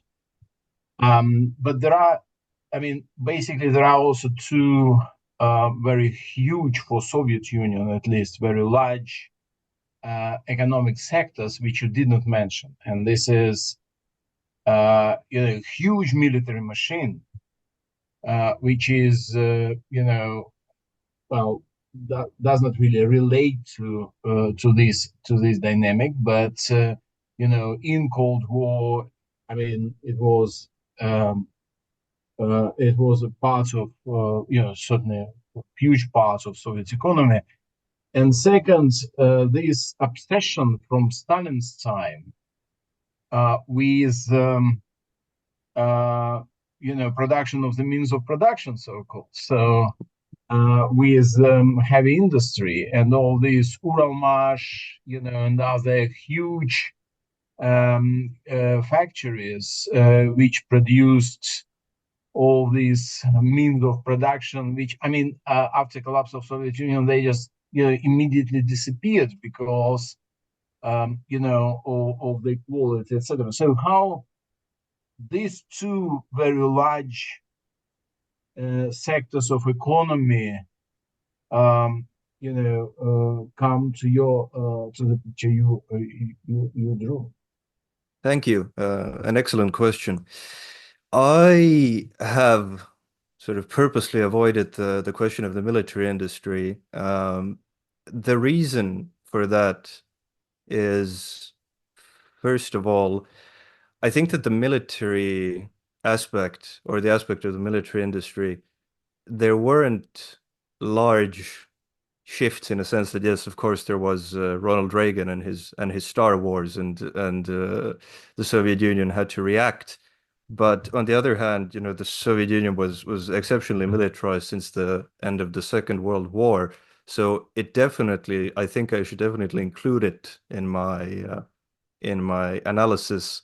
But at the same time, I think that it wasn't a moving part to the extent that the huge increases in grain imports and huge increases in oil exports were, that the military was, as you said very correctly, a huge part of the economy, but if I'm not mistaken, I think that its percentage, its importance as a sector, it remained, if not more or less constant, then definitely more constant than you know, what I'm trying to say, that there weren't as major shifts in the size and the scope of the military industry compared to the huge failures in agriculture and huge increases in oil production, oil exports. Now, when it comes to production of the means of production, definitely that is something that I also mean to look into more. On the other hand, if I am again not mistaken, I believe that the sort of the spree of building heavy industry had also calmed down a bit definitely by the late Brezhnevian period by the early 1980s. This definitely varied by republic to republic, but yes, to conclude, I think that you are right that these should be mentioned and they should be taken into account. On the other hand, I think that it's the shifts in both of them weren't as tectonic as they were in they didn't fail as much as agriculture failed, and they didn't grow as much as oil exports grew, in a sense. Thank you. Thank you very much. We have run out of time. We're in overtime already. So I would have many more questions, but I think we'll have to find another way to address them. So thank you very much. We'll have a break now until 1:45, according to the program. My apologies again. I have to go from one place to another, and I may not quite make it, but it should be only a few minutes. But the overall group will reconvene at 1:45. So again, maybe the best is to stay connected and. Maxim, would you chair the next session, please? Maxim? Yes, sure. Okay, great. Fantastic. So see you. See you all later. Like 40 minutes. Yeah, bye-bye. Bye.